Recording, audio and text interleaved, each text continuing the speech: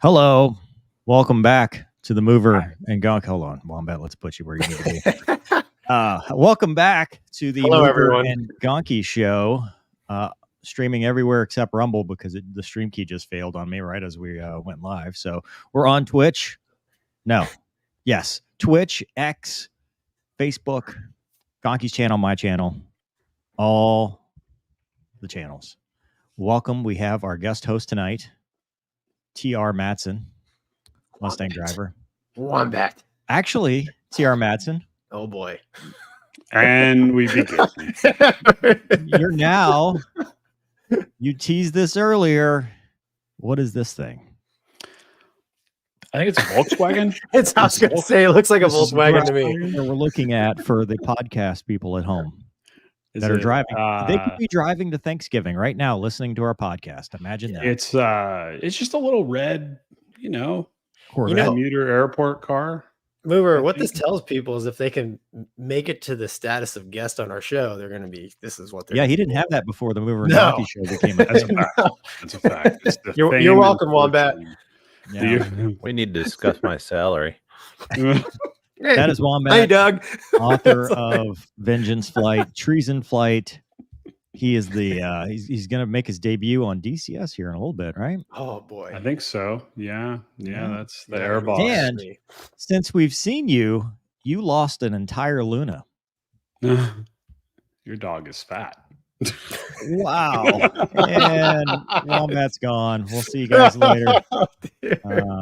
Wow, dude. Wow. Why are you calling her fat? Dude, I'm trying to pay you a compliment Thank and you throw some spears at my dog. you.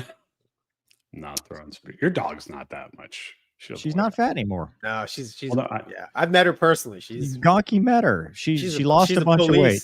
She's a police dog. Yeah, She's she's got lost a bunch. Oh, Just geez. like your dramatic journey, she has lost weight too. Although if she lost the amount of weight that you lost, it would be an entire Luna. She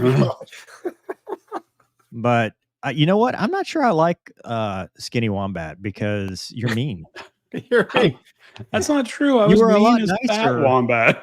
You were a lot nicer and jollier back The food before. calms you down, man. Either that or it's the Porsche. One of these two things has changed, and all of a sudden, I mean, literally got a text right before we started from a very good friend. And the last thing he texted me, because he knew I was coming on, is he goes, make sure that everybody knows that you're better than them because you have a Porsche now. So it's funny that you say that. Porsche. That's what You they got a say. It actually says that. Porsche. So the owner's manual, I'm not making this up. I could show you. It literally says how to say it. I In learned the that from owner's manual. Cars. When I watch Cars, that's when I learned how to properly say. It's Porsche. hilarious. It's hilarious to me. Like the phonetic. It's hilarious. Anyway. Porsche. It's pronounced BMW. Ooh. It is not. Shots fired. Hey, Doug. Welcome back. I hadn't seen you in a minute. I've been So- coming and going, trying to figure things out. Yeah. Aren't we all? Gonky, how was your weekend, man? Do anything fun?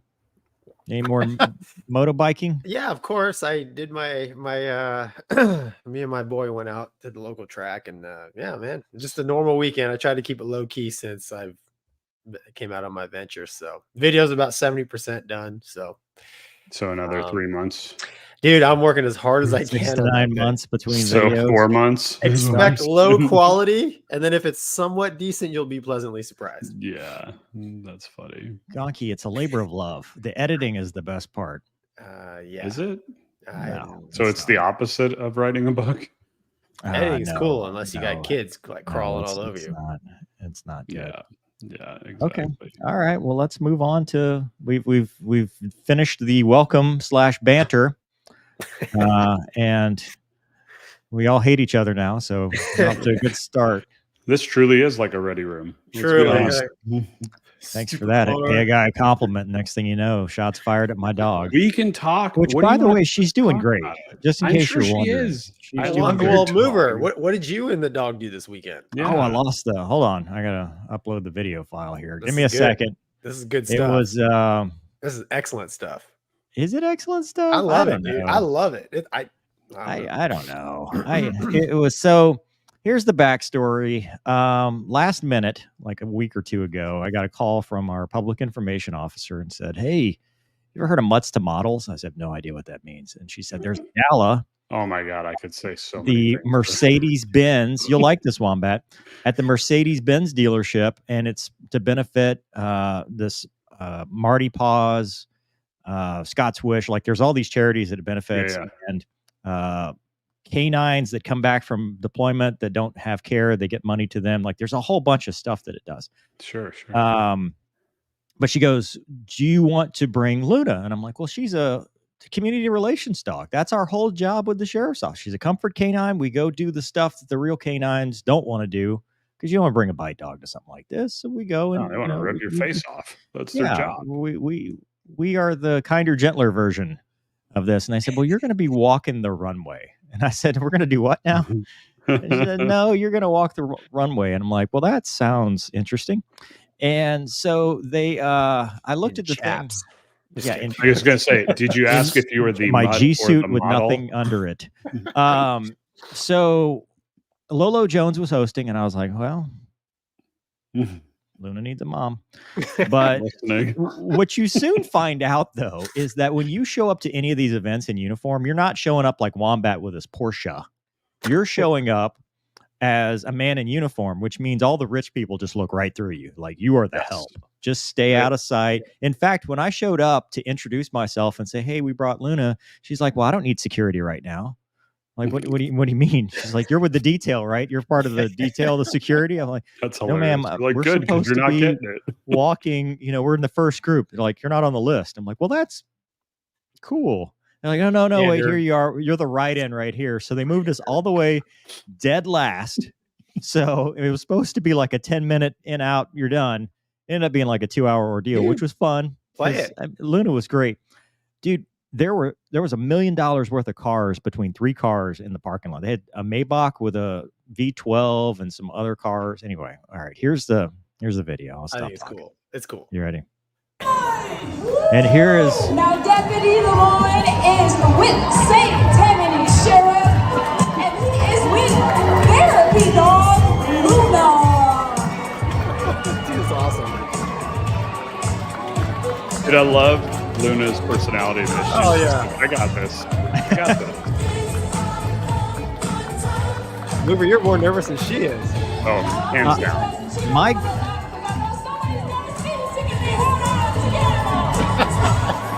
So my goal in all this, because you just never know with dogs. You never know.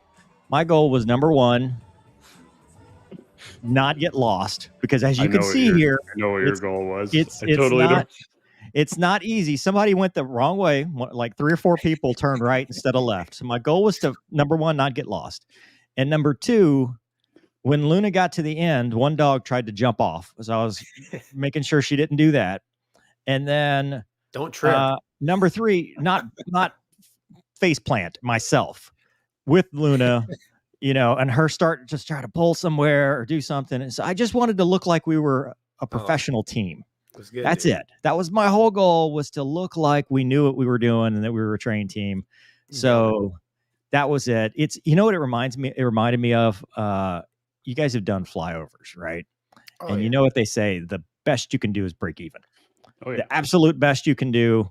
You don't, because they're like, "Well, how come you didn't do a loop to a barrel roll and stuff?" It's like, because I don't want to lose my entire wings and career and everything. Now, granted, that'll happen later in life, but you don't want to lose it right then and there, when all you need to do is walk a straight line, turn around and walk a straight line back. That's your whole job in this thing. And flying over a stadium, whatever, you have one purpose: look professional.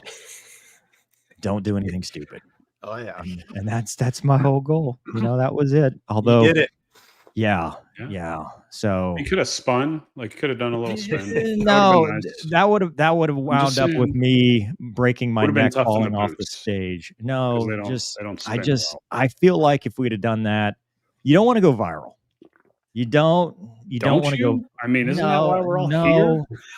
We want to go viral because of the intelligent things we say on this podcast. We don't want to go viral because of. Hold on, that was never written to me in the mission statement. What he's trying to once say is about we this don't want podcast. we don't want to go like cancel. Viral. Oh, we'll get there at the end. We got the That's true. cancel. We're going to get canceled by the end of the mean- night. Don't worry. Okay. All right. It's funny So- that your goals were different than what my goal would have been, but Yeah. Well, I'm not an ambi-turner, and you guys just whatever. All right. should've We got a blue couple. steeled it right at the end. That would have been awesome. Just the blue steel into the camera and then turned around.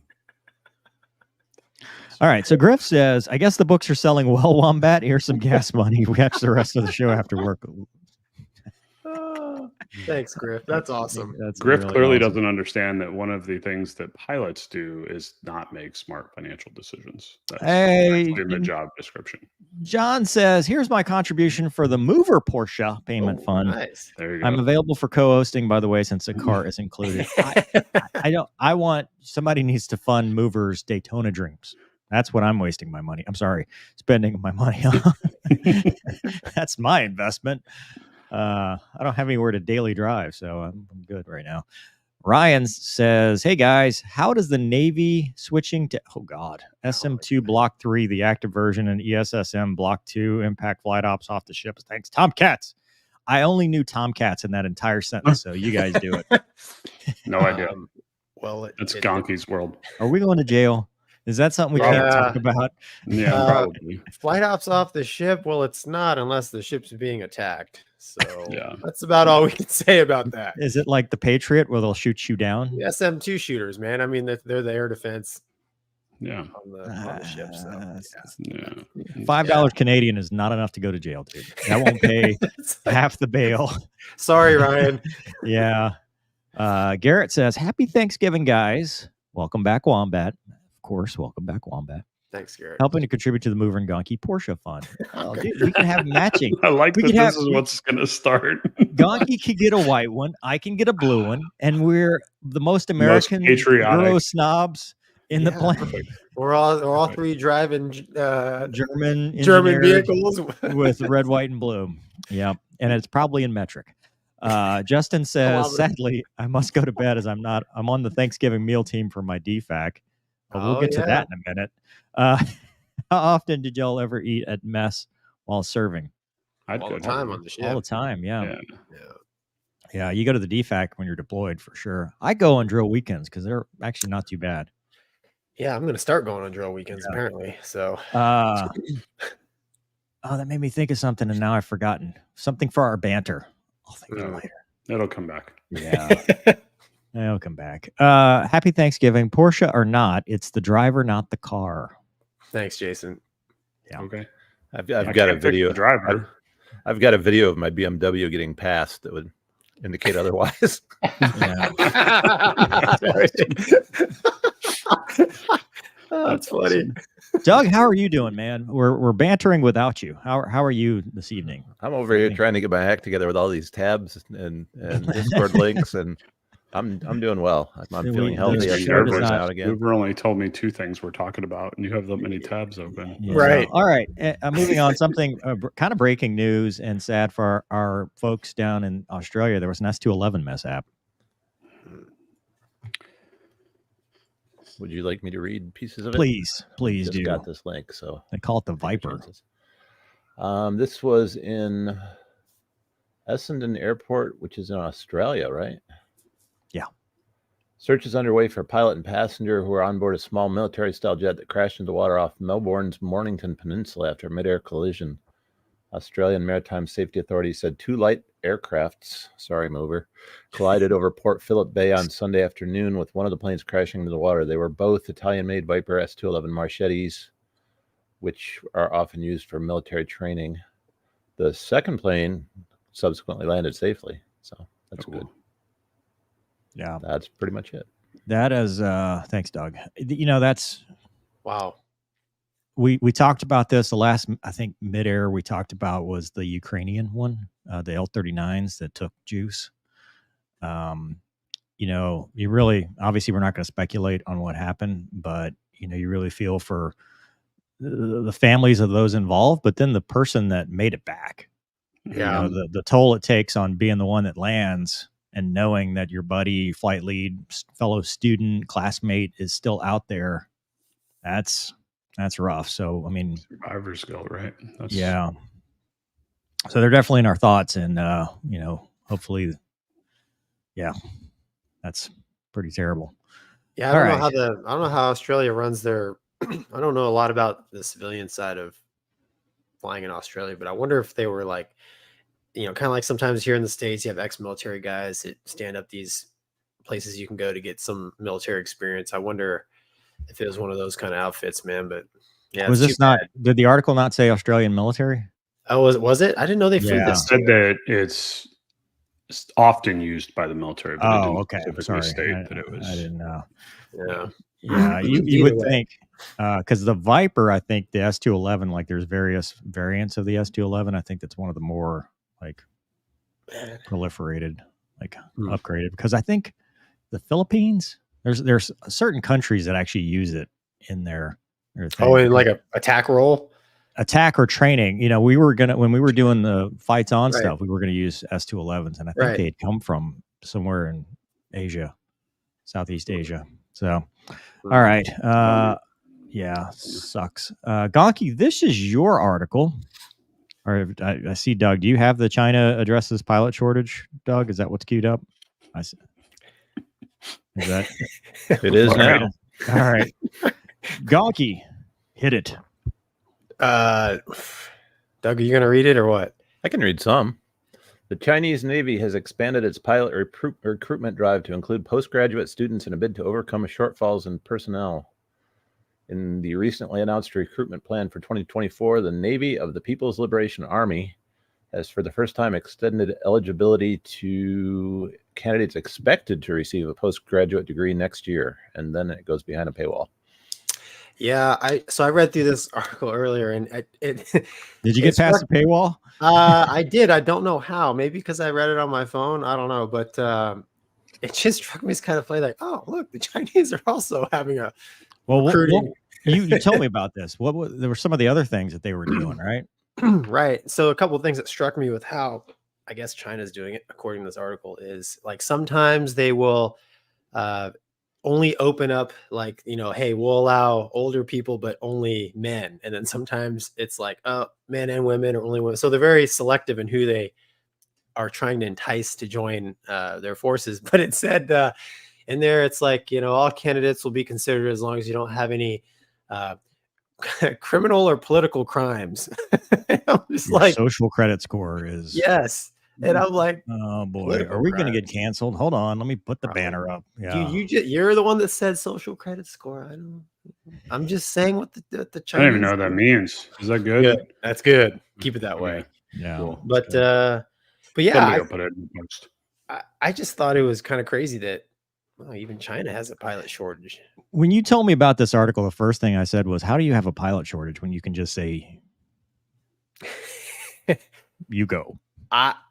Well, Just because you tell somebody to go doesn't mean they can do it, though, right? That's yeah, true. that's Qualified true. candidate shortage. I mean, that was a problem within Air Force Reserve when we were talking about the boards, is they weren't getting quality Yeah. Candidates, applicants. They weren't getting people that had high enough scores. And then You now, can want in one hand, that doesn't Right. make you a pilot in the other. So, I mean, yeah, Plus, I think China has a bit of a blended, mostly communist, a little bit capital type system too. So I think that plays into it. But yeah, I read the way the article read, I was like, oh my gosh, I thought it was kind of funny because it is a funny headline for sure. Yeah. It's something that you're just like, you got a what now? Yeah. Next, we'll be reading like North Korea has pilot shortage. For sure, they don't have the problem. No, they don't. They I don't Yeah. even think they care if you're good. No. Just get in the jet, Yes. eventually that turns into a plane shortage. That's true. Well, they're flying So- MiG-15s. I mean, they probably got a few Yeah. of them. That's Whatever. true. All right. Back to the kids at home for a second. Conqueror says, 2-part question. I'm currently writing a book. Any tips? Just the. Also, can you clarify what block series are for the F-16? Wombat. Book tips. I Go. cannot clarify anything about the F-16. Actually, Oh, Gonky. sorry. book tips go. Oh, Yes. okay. I mean, you're the most prolific writer here, right? Yeah, you've written 3 books in like 2 weeks. They're coloring. How You is got more this than me. possible? Come on, you got to give you got to give the man or woman his money's worth. I'm gonna. If we go around the room, though, Yeah. Okay, if you're gonna do anything, just do it. half-ass it as quickly as possible. No, half-ass it. I didn't say Quantity over quality is all we care about. No, Here. don't do that. Much like that advice, the person who wrote 3 books with very few words in them. So Just letters, no words, just letters. I spend a lot of time on those, believe it or not. My I do eyeballs believe it. I do. But no, the thing believe is that. like just decide to do it and do it to the best of your capability and learn from it. The first one's not going to be perfect. Just accept it and then learn from that. The next one, make it better, and the next one better. And next thing you know, you're mover media. Gonky, did you feel over the course of your series that the storyline got easier to put together? He started forgetting about what the characters' motivations were. I just thought, like, what Is would a it A crayon for eating? apple? Yeah. I just thought, what would a crayon eating Marine really want in a book? And that's kind of what Big letters. And big easy- letters. They got to stay between the lines. Airplanes, planes. identify. Yeah. Wombat's man, obviously it's not gonna be taking a anything lot. seriously tonight. Another. I don't take anything seriously anymore. I don't need to. For the A kids. piece of advice, I think I've given it before, but the best piece of advice, which I thought you gave me, Mover, but apparently you hadn't. I agree with Gonky in the sense of just do it. Like, don't overthink it. Just I gave you that advice. No. That wasn't the advice. Calm down. I'm Oh. getting there. But yes, you That did. was You my did give me advice. the just put it down. Don't over edit it. Just get the story on Don't edit paper. it You at can all. fix it later. Yeah. Yeah. But the piece of advice that I thought I heard from Mover, but apparently I hadn't, is depending on your life situation, that's it's not definitely always not. easy to just sit down for 60 days straight and write a book. Like, people have lives, they have other jobs, they have things like that. So the thing that really helped me is when I finish a chapter, I write the first paragraph of the next chapter before I shut the book. That way I don't have to go back and read the whole book or read a whole chapter or anything. I just read the paragraph. I know immediately where I was going with that, and I can continue. That's There my you advice. go. That is not the advice that I gave you. So good. Mover, so- you're up. So I just finished writing a book. Congrats. Yeah, thank By you. the way. And it was probably the most commoner book I've written because it took me like a normal person to write instead of like 90 days or 60 days or whatever. It took me over a year. And that was because life suddenly got busy and other stuff happened. But I will say, and that makes it twice as difficult. It's just like you're getting your private pilot's license. It's just like doing anything else. If you delay over a long period of time, it becomes exponentially more difficult because the more you put it aside, the more you're going to be like, I don't care. I don't feel like it. Now I've got to go back and research what I even did. I don't remember. And I'll tell you what ended up helping me with that, even having put it aside and going back to it. And I think in general, it goes back to my just right mindset because the whole sculptor thing, right? If you've got the clay, it's easier to whittle it down and actually make something worthwhile. But if you've got nothing, you can't edit anything. And the more you delete and re-add and delete and re-add, the more convoluted it becomes. And then you'll have people with entire manuscripts that they don't do anything with. Yep. So what I think is the best idea is just write it, and you can like they say, fix it in post. Because that's what I'm about to do with the sci-fi book, right? Sci-fi to me is much harder to write than a thriller. Because a thriller, we're kind of grounded in reality. We know stuff. You can kind of connect the dots. Sci-fi, you have to remember the BS you came up with in the first place. You have to keep track of all the Hold on, crap that sounds you a just lot like made my up. books, actually. Yeah, you have to keep track of it and the science that you made up that may or may not work or whatever, and the backstories and all that stuff. So it's easier though to write the whole thing and go, okay, well, that's a story. And then go back and, okay, well, hey, I remember at the end of writing this part, it didn't really work at the beginning when I first started. So now I can go back and kind of edit this chapter and go. The other thing that I will say is what I do. People ask me all the time what software that I use. A lot of people like Scrivener and stuff because you can put notes and stuff. I just use Microsoft Word. I use Microsoft Word and Google Docs. And what I do is every chapter is its own file. and I upload it to Google Docs so that, or whatever, OneDrive, somewhere where that it's not just if you lose your laptop, you lost your life's work, somewhere that's accessible to other people. And what helps me is Doug Damn the Man Narby. Without him and being able to go, hey, a new chapter's up, and being able to talk to him or talk to somebody, I would have a lot less motivation to do it. And also, especially with sci-fi, which I don't know a whole lot about, I wouldn't have the, hey, does this still read like a book? Have I jumped the shark yet? Is this still like the other stuff that I've written before? Because we're in basically a place that I've never been. So I think that helps a lot too, is having that cloud drive, having that beta reader, having somebody that's interested in your work that can help motivate you. But also, and I go back to the editing part, if you do it file by file, chapter by chapter, I label the chapters too.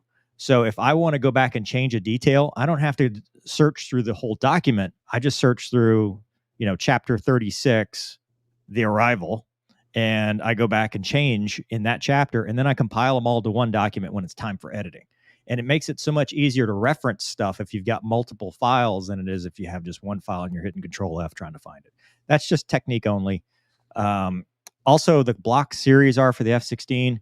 That's just the software and engine and components of, it's just like the, what do they call them? Lots in the Hornet, the lot. Mm-hmm. Yeah. So, basically track of it, right? Yeah. It's a way to keep track as they upgraded them throughout the life cycle. The early blocks are the A models, and then, block 25 would be a Pratt & Whitney engine, the early block 25s. And then they started with the block 30 big mouth, block 32, which is a Pratt. So if it's got a 0, it's got a GE engine. If it's got a 2, it's a Pratt motor. And then the 30 series, that's when they first could start carry certain weapons. And then the 40, the Lantern and all that stuff that they added. And then they called them MMC jets for a while. And then they became block 50s with the MMC and block 40s. So there's a whole history behind the block and series. So, wow, that was way too much for one statement, but thank you. Get your value around here at the Gonky River Show. Jason We're all about Bourne value. says, thanks, Jason. Here's the balance. You don't have to say anything. Perfect. Yeah. Tom White says, great to see all of three of you. I'll never have a Porsche myself, but I'm happy to donate to the fund. Happy Thanksgiving. Thanks, Tom. Thanks, Tom. And Jason's just like, you love the answer. So did Joe. Thanks, Joe, Joe. Oh, thanks. Airwolf, dude. Airwolf. That's awesome. That's awesome. I expected Doug to actually talk through some of that, but I think he might have muted himself. No, I'm here. I was going to make some kind of a joke about getting somebody reliable to read. Somebody who does it when they say they're going to. I just nag enough and it works. Solidus says, hello, boys. I'm back. I was wondering if any of y'all have flown with the Italian Panavia Tornado. Are they the ones that say tornado instead of tornado? It kind of reminds me of Tomcats with adjustable wings and all. No. The only thing I know about the Italians was that dude at Vance. Yeah. Remember Marco. that guy? Marco Rispoli. No, is that? No. No. I think everybody has an Italian advance that they can talk about. You remember the guy at Vance that had to cut the adjustable straps off his flight suit because it was so tight? That dude was awesome. Like, it was skin tight. It looked like he put a basketball underneath it. Like, it was amazing. And he literally had to cut him off. Really? Yeah, it was hilarious. I'm getting old. You were busy studying and I want to be a fighter pilot. Where I was like, guy stuff. yeah, loser. How'd that work out? Speaking of becoming a pilot, Douglas, Air Force pilot training crafts mental toughness. Oh boy. Yes, sir. Can I mute myself for this one? About to curse a lot. Hold on. It's a long article and I highlighted a lot, so I'll try to keep it pretty short. Stress can get to anybody, even Air Force fighter pilots. One F-35 instructor pilot, Hazard Lee, sees it happen to even the best students. And the other goes on to recount Hazard's recounting of a student starting to lose. Yeah, that's the most formation. important part. No, that's it. That's what we're talking about. Yeah, we can talk about that. As I flew formation off him, I noticed altitude start to drift by several hundred feet, a telltale sign he was beginning to become overwhelmed as he struggled to manage his cross-check. The student eventually switched to the right frequency, but he let it get in his head. Collected above average student was now flying erratically. The student missed radio calls, failed to descend at the proper times, and even tried to cut off another formation of fighters.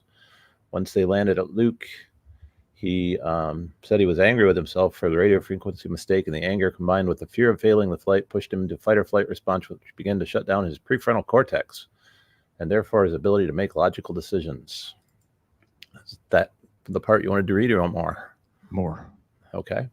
We have a saying in the fighter pilot community that you lose 20 IQ points as soon as you put on your helmet. You missed the part where mentally unravel after a simple mistake. Okay. Yeah, Leah seemed I said it. mentally unravel. Pilots are often young, working under intense pressure to succeed in a dangerous environment. As far back as World War II, the then U.S. Army Air Force found that skilled pilots in peacetime often crashed in combat due to simple mental mistakes. Studies showed that stress severely reduced performance in tasks requiring complex or flexible thinking. It's a really good picture in F-35. In previous generations of pilot training, there was no formal education on how to manage stress and emotions, but a new program, Comprehensive Readiness for Aircraft Flying Training, is helping students fly better, score higher grades, and stay in the training pipeline. You're going to screw something up. It's just going to happen, so how to recover. Lieutenant Colonel Carolyn Price Moore, Craft Program Director, told Air and Space Forces magazine, do you dwell on the mistake? Do you use your mindfulness, your emotional intensity regulation, and your diaphragmatic breathing to refocus on the present, to move forward so you don't get into a nervous spiral? She's referencing things that are taught as part of the craft program. This is another set of quotes from Lee. It's kind of a default that you either sink or swim, and I was certain when I went to a pilot training. It was certainly was when I went to pilot training in 2010. 2010. God. That's an effective technique. You know, people who come out the other side are going to be solid, but the problem is the training is very expensive. So if people get halfway through that training and wash out because they have some issues with being resilient, that could waste a lot of taxpayer money. He discussed himself as an example. He said that he's not the most talented pilot, but has a lot of resilience. Confidence is a skill that can be improved primarily through internal dialogue. It goes on to discuss a program that grew out of U.S. Special Operations Command, which was, I think AFSOC was Air Force Special Operations, had a Preservation of Force and Families Task Force, which they developed techniques in, went on to use at Luke for F-35 student pilots, including dietitians, coaches, massage therapists, and cognitive therapy. A nice night, guys. I gotta go. This is all right. That's it. Thanks, Doug. We'll take it. That enough to get you started. We got enough to talk about. So, Gonky, can we just take a moment of silence for hold on? That just died. Hold on. I think something's lost in the translation here. So it can't be the whole story. Stop. Just let's hear me out. Okay, hear me out. So I found that this article was shared to a group of fighter pilots, some of them perhaps older, and the level of scoffing was very high because of the very first story about this dude lost it doing a frequency change. So I want to put that part aside. We can talk. Sure. I want to talk about that separately, because I think that's a separate topic. The other stuff is awesome. You need resilience. I agree with him. You need to be a resilient person. Mental toughness is important. We talked about it in the Mental Health Minute. I think that the programs that they're doing, Luke is a leader in a lot of things. You know, they were doing physical fitness training. They were doing chiropractors. They were doing stuff before it was cool because you had to, because flying fighter jets in this business is hard on your body and hard on your mind. So having performance psychologists and having mental health counselors and stuff, I mean, I of all people have benefited from having a counselor in the squadron and doing that. So I'm 100% behind all of that. And I think resilience is the key, and you have to train for it just like you train for anything else. So 100% agree with everything he's saying in that, not just him, but the author. And I'm glad they're doing this, because it's very important as a fighter pilot to be able to compartmentalize stuff and be resilient for when you make mistakes. What I think is lost in translation is these anecdotal stories are terrible. they don't do what the article. I'm not saying the book. I've never read the book, and I'm not talking about the book. I'm saying what the article, like the thesis statement of the article, is not really. It's not really proven by the one or two examples, because we've all flown fighters with multiple radios, and I don't know about the F-35. It could be way different, but you should not have problems if the channel doesn't change. You just go on aux and say, hey, you hearing anything? No. Okay. It's not a hook your ride and stuff like that. So there's some weirdness in that story and how dramatic that actually is. But I agree with the don't let things snowball, because I've done an AIB report. The Shaw mishap was very much something like that, where they set this kid up for failure. He went out to a night seed ride. Suppression of enemy air defense is one of the most difficult rides you can do. Tanking for the first time. They didn't do it in the B course. He couldn't get fuel. He bingoed out, and then he didn't let it get out of his mind and ended up hitting the ILS antennas, going around.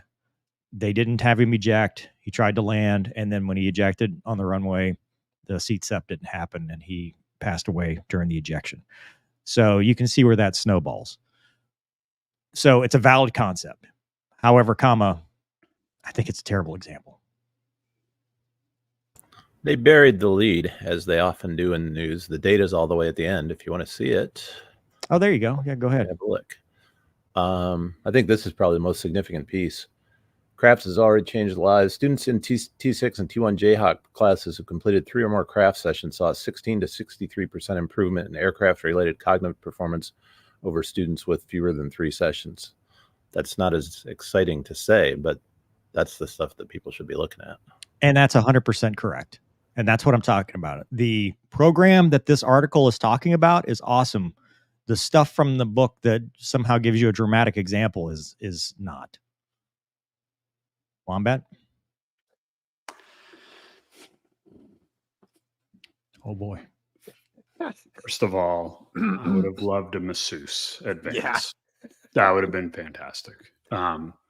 My question, and I am trying to, you bring up good points, Mover. I was definitely ready to just flame this whole thing when I read it, because it's ridiculous. You bring up valid points, but I'm going to ask a question before we talk about this more. I'm curious your thoughts, because you didn't have this training when you went through flight school. I know damn well Gonky and I did not have this training when we went through flight school. So why is this training needed now, vice back then? And my question is, have they cut down on pilot training so much and squeezed every hour out of it so much that you don't build up the resiliency just naturally in the pipeline? Because I'll tell you what, when I come back from a bad flight and I have an instructor tell me that I boogered things up, or I have one of my favorite Vance instructors tell me and ask me, and this is not made up, ask me, hey, Todd, do you do anything well? And I said, sir? And he goes, because you're never going to get your wings. Like, I mean, he was done at that point. This dude had never flown a gray jet in his life, and he was one rank above me, and he's telling me to my face, I'm never going to get my wings. Now, if that doesn't build some level of resiliency in you to be like, you know what, dude? F off. Watch what I'm about to do. Yeah. What does? I didn't need a masseuse. I needed to study, and I needed some things like that to get angry at and show them that I was going to show them what's up. So there's different ways to build the resiliency. My ultimate question is, do we need this one because we've taken so much of the pilot training and whittled it down to the point where it's so minimal now that they're not getting that? Are we afraid to hurt people's feelings, etc.? So this is a Vance student who says it's basically strength coaches, dietitians, cognitive specialists who give you sleep study checklist performance. Dude, it's just another. So what they've done is they've taken commercialized, I don't want to call it commercialized, but the old aerospace physiology, that first 6 weeks of pilot training, and made it now a lifestyle. All the stuff, because they told you all this. I mean, at least for me, 2007, right? 2006. They're talking about, well, you need to eat right. Here's the food you avoid. You had an aerospace physiology go through all this stuff with you. Sure. Now it's more of a new program because psychology changes. I mean, this right, Doug? I mean, we learn about the human mind and performance factors, and we get better. We can look at people's brains without taking them out of their heads now. Yeah, That's so a that's huge advance.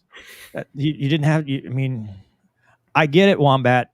We can, get off my lawn and back in my day, and we had to walk uphill both ways in the snow, which I did, by the way. I busted my ass at Vance so many times in the ice. Oh yeah, well, dude, Gonky and I I were there fell. when the tails of the T-37s were frozen to the runway Yeah. for what, like a week. We still went in every day for 12 hours, except for the snow day, which was awesome.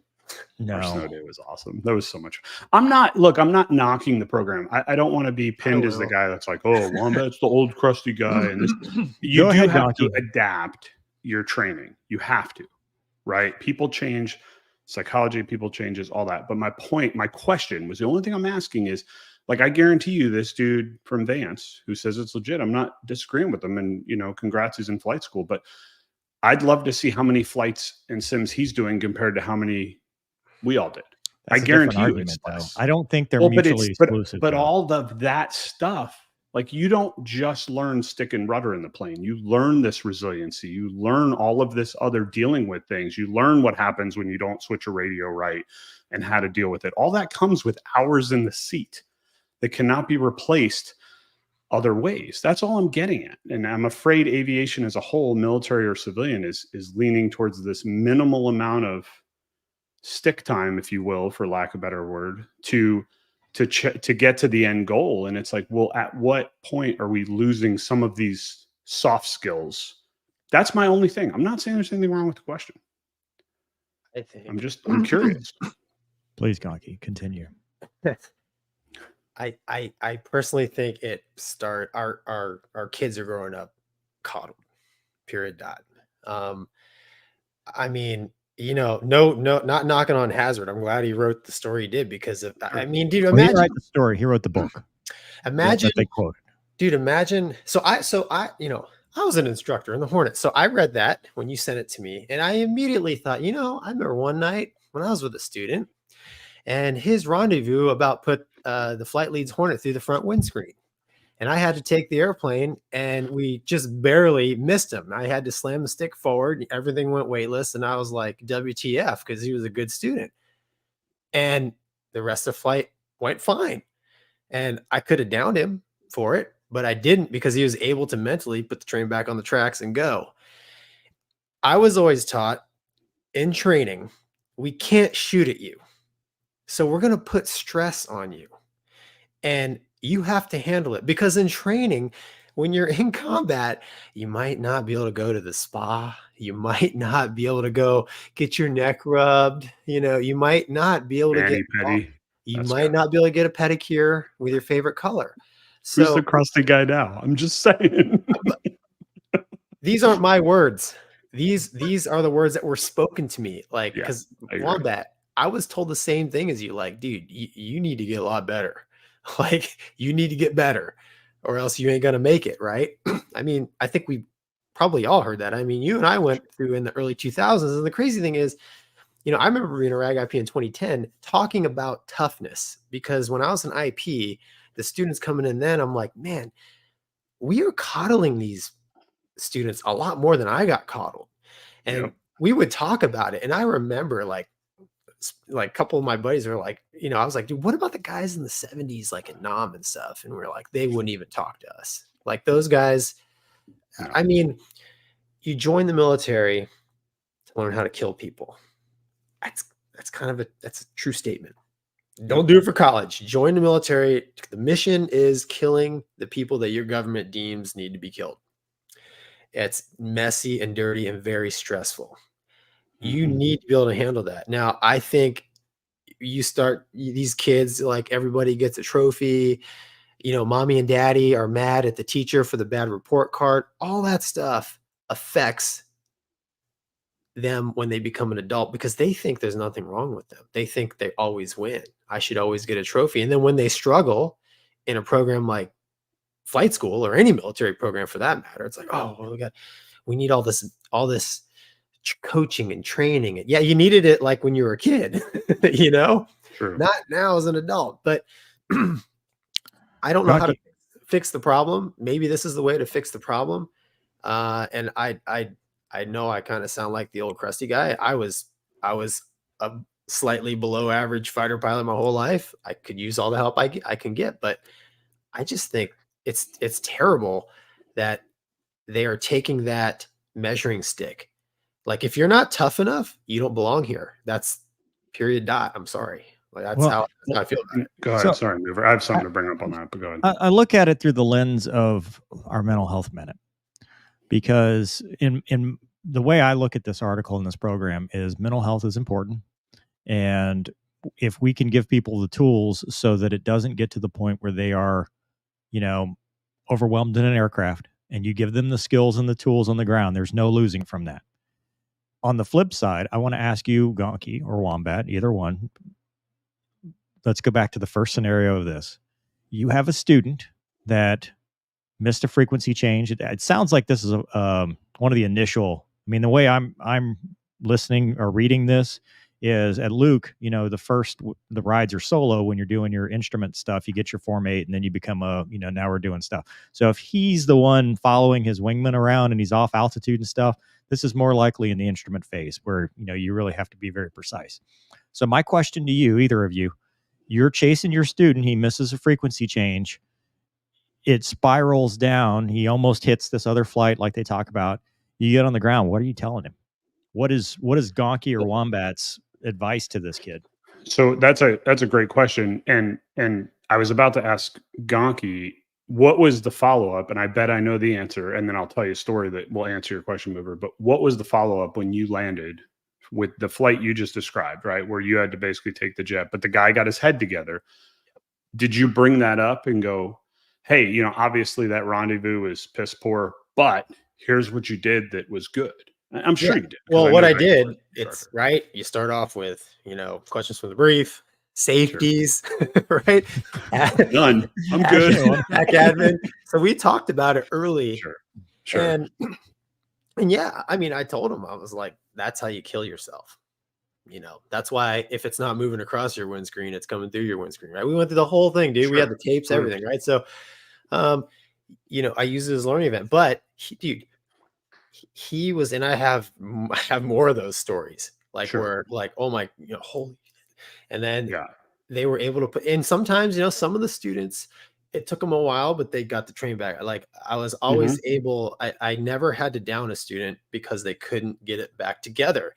And I just think when I read that story, I'm like, how could this guy's flying F-35. So he's been all through pilot training. He's been through, what's it, phase 2? Was it Mover, T-38 IFF, which is super stressful, right? But dude, we had that in our world in T-30. Remember, we had people that came from IFF and they got to the T-38A and it was just super IFF for them. I mean, yeah, but that's not, almost killing yourself is something I would say, okay, that would mess me up a little bit mentally here as I'm trying to continue with the mission instead of missing a radio call. I mean, to me, missing a radio call and not being able to handle it is unacceptable coping of something that happened that wasn't supposed to happen.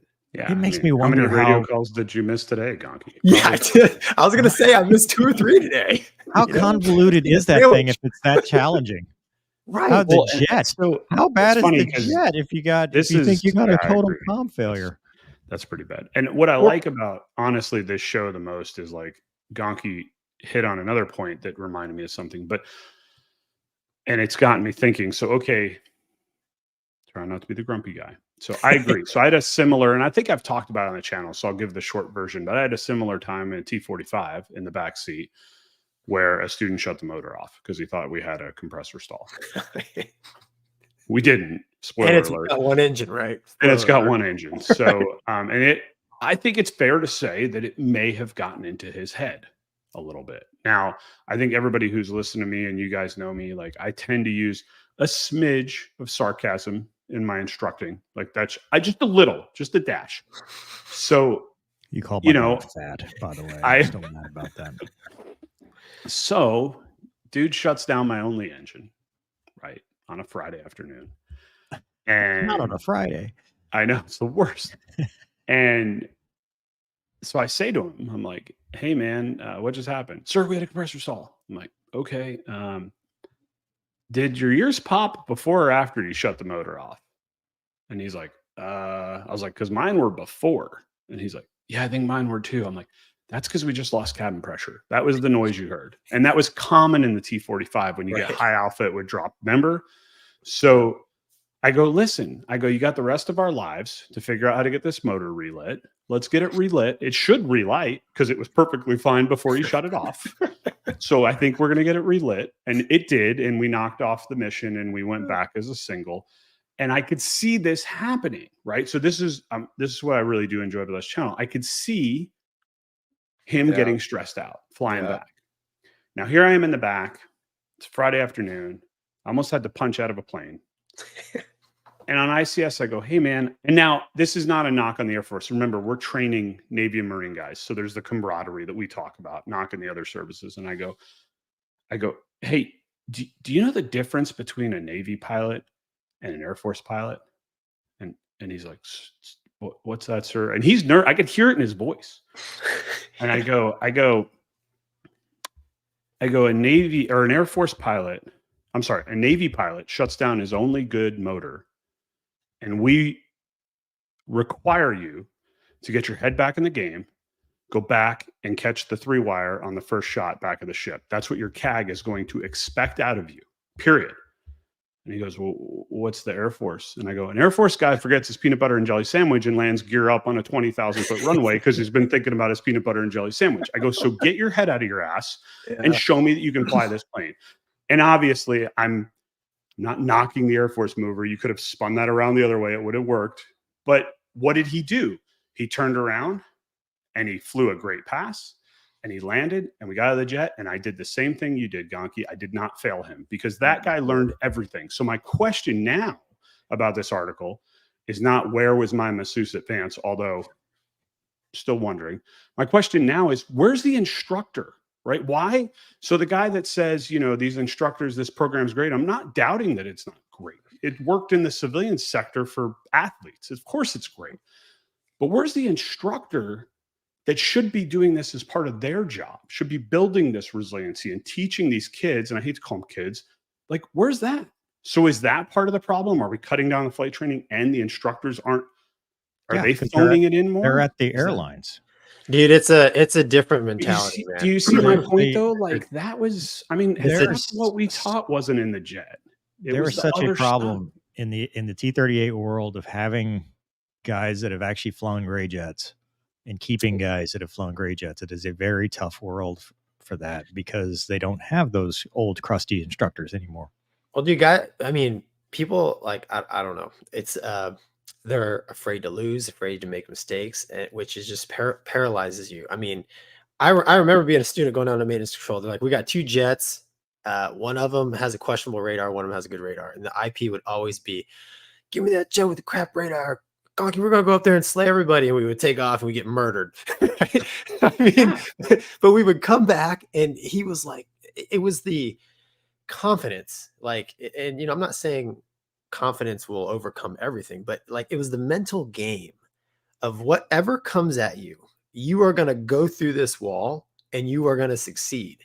Correct. And dude, honestly, when I was 8 years old, the first time I watched Top Gun, right, when Viper's having the conversation with Maverick about Goose dying, he's like, basically, dude, you got to get back up in the air. Was that when he was in his underwear? Yeah, that's why you remember. Standing in his underwear in the that's why Gonky still wears those. That's why it's his favorite scene. No, but that's the mentality that you build. And I'm not saying I'm the mentally most tough person out there.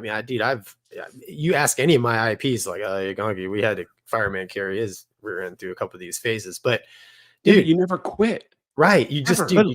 Let me throw this out there. I'll say one more thing about this, because we need to move on at some point. True. Based on what you guys have just said, right? You're basically saying they're coddled and all this stuff. What if this is the Air Force's attempt to fix that, to give them the tools that they didn't get riding dirt bikes with Gonky? Well, I mean, that's what I said. I'm like, I don't know how to fix the problem. I mean, Well, maybe that's what I'm saying. I mean, we've had somebody who's in the program now saying this is a lot of it's more than just mental, it's nutrition, it's lifestyle stuff. Because remember, dude, it's hard on your body. I mean, if you had somebody working out with you and teaching you how to do stuff, I think it makes you a better athlete. And if your mind is tougher, you're able to handle that stuff. And you might not have necessarily gotten that younger. Like, I just don't see where this is a failure unless it's like what Wombat says, where you're in lieu of flight time, which I haven't seen any evidence that says this is replacing anything other than it's additive. Well, how much money are they spending on it? I mean, how many Dude, millions we're of printing dollars? money. We're printing money, dude. Let's But not in- even but the in amount the of money same we're sentence- printing. But and in the same sending- sentence, they'll tell you we don't have enough money for flight hours. Well, yeah, if you get rid of the massage parlor. And Hold on. Let's not start with the massage. There's other things first. Like, I let's like be the honest. massage. No military guy needs nutrition training, right? You're just going to go pound beers at the club. That's the first thing to get cut. No, you don't right? go I to the mean, club anymore. calories Maybe in, that's the calories problem. out. You need a club again. That's Yeah, where all the debriefing and the learning from the old guys. Doug, as our resident psychology professor, do you have anything to add to this? I thought I would highlight this part right here. Significantly less neck and back. I do have neck and back pain. that means something to all of us. That's true. Hold on though. That if you look at that, another student reported that a craft dietitian helped him He's not old get enough under to the have neck ejection and back seat pain. limit. Okay. And conditioning copes feel stronger in the cockpit. You know, You don't get the neck and back pain. Wait. Talk to me in 10 years, bro. That's Wait. when it comes. It's not from doing the centrifuge. Wombat. I mean, Wombat in pilot training. Who helped you get under the ejection seat weight limit? my ass running in Kingsville 1000%. twice a day. Yeah, if you Call haven't me. listened to Wombat's story, they literally pulled him out of training because he was too heavy for the seat, and we're gonna kick him out. And they were convening a board to decide what they're gonna do. And Wombat, on his own, because I lived with him, went on a crazy crash diet, lost like 50 pounds in 2 weeks, Oh, Luna. and made it happen. But that's because he was tough enough. Like, he didn't hide in a corner and cry, you know. I mean, I saw it with my own eyes, but that's, And I mean, I'm not knocking the students. That's the thing I want to make clear here. Like, I mean, I do agree with Gonky that society has changed and there's a lot of coddling and all that. I'm not knocking them. Okay. It's not their fault.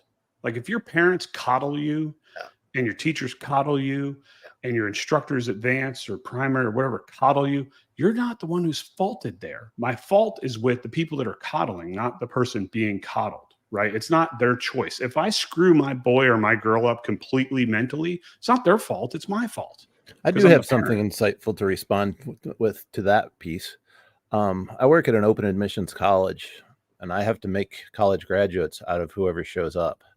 So, wow, teaching people coping skills, teaching people resilience, teaching people the tools they need to get through a difficult experience is exactly as you're suggesting it. I'd say it's a response to what they brought with them. And if it does lower the dropout rate, and that's our goal, I think we need to objectively take a look at the line between hazing and teaching. And that's something that I think would be a whole separate interesting discussion. Most of what you guys have just talked about, I've done as an instructor with not at the college, but teaching people to drive race cars for the same reasons, right? It's high stakes, but you also have to be able to adjust to their capabilities that they bring in and their level of, their ability to take in that information in the spirit that it's meant, if not in the tone that it's meant. Does that make sense? Well, it does. And I'm not disagreeing with you, Doug. I agree 100%. And I think that's where I may come across as like being the anti in this. Like, what I'm saying is, you as the instructor is doing that. You're looking at the individual and you're figuring out, what does this person need because of what they've brought to the table to be successful in this program, whatever it takes. And my question is, where's the flight instructor doing that? I don't need a masseuse to do that, right? I don't need a dietitian. What's it with the masseuse? Because I'm pissed off I didn't have one, dude. All that He running actually was does really need a masseuse. anchored on the masseuse It made right me now. sore, Jeez, and I need a man. masseuse. I'm bitter. Does have You to see be my a point? Like, I masseuse. don't know if that side of it is the answer.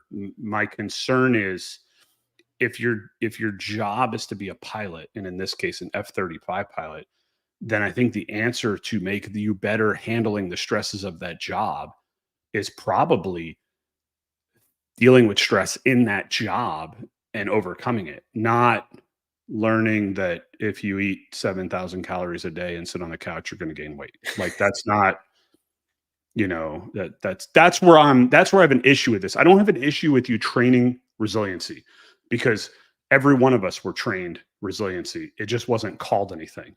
It was part of flight training. So my issue comes with, is this the fix? And are we putting is this just a label we're putting on it? So now everybody feels good about it. And it's like, well, but is that actually doing anything or not? That's my concern. And it, like they said, it's not cheap. So how many flight hours are we cutting to pay for massages? Okay. Mover, you That's and all. you and your articles are going to get us canceled.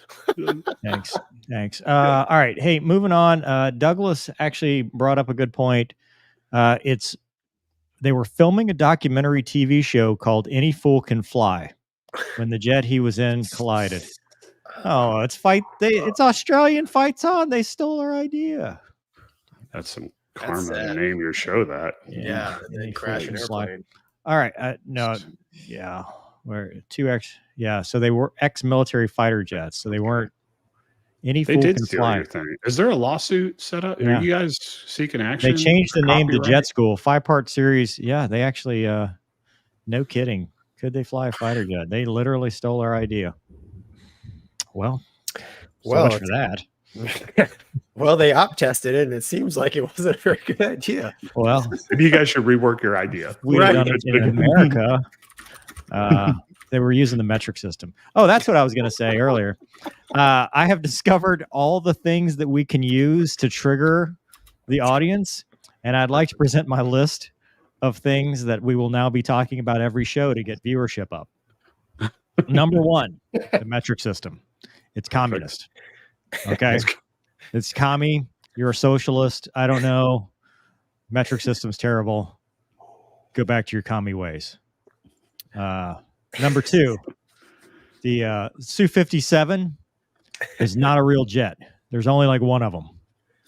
So That one's real, right? Tom Cruise could easily out-dogfight your Su-57. All you Russian bots, please comment below. Number three, Formula is not real racing. It never has been. It's just glorified time trials where this Verstappen guy always wins. So take that. It's just as bad as the metric system. What number are we on? Didn't a now? manhole cover win Yeah, the last that's one? all. If it were trucks, you think the Craftsman Truck Series would care about a manhole cover? No, they would just keep racing and running into each other. It'd be perfect. Number whatever next is, chemtrails are not real. Oh, there it goes. Next, you're going to tell me the Earth isn't flat. Come the on, Earth is not flat. We landed on the moon, and Wombat owns a Porsche. That's all the things I'm Wait. going to talk about now. So the 7.3 didn't have a chemtrail switch? Because your Airbus has one, right? Dude, you're going to get Twittered. Have we not learned, Wombat? Have you not learned? I will never learn, period. I'm gonna say the ever. I A word. refuse to. I'm going to say the A word. Don't make me say Talk the A about word. him. That I was don't number care. 7 or 6 or whatever number we're on. However, comma. I do like that we're calling have it the A word, which may be misinterpreted quite badly. I have promised not to say that word in your fine. presence. It's fine.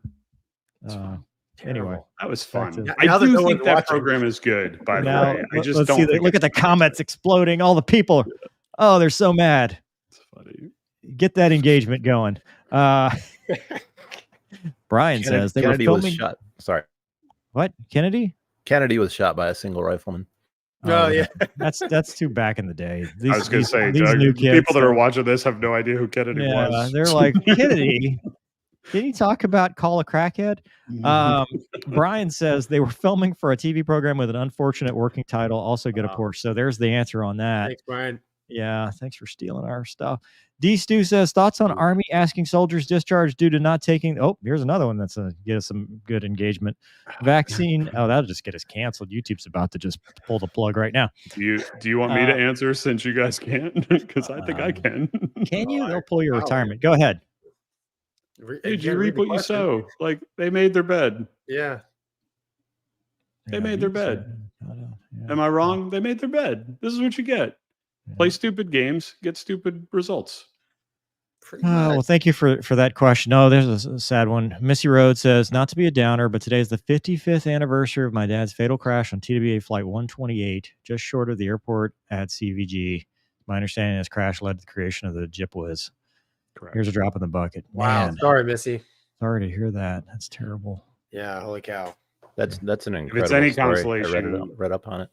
Yeah, if it's any consolation, not that it's a consolation, but at least you can hang your hat on the fact that your dad's sacrifice has probably saved more. I mean, countless lives, right? So it's a huge part of training. And Doug, did they develop GPWS from that? I don't remember that detail off the top of my head, but there was a considerable amount of investigation and results from that, so that seems very likely. Yeah, they CFIT it, right? Yeah. Jeez.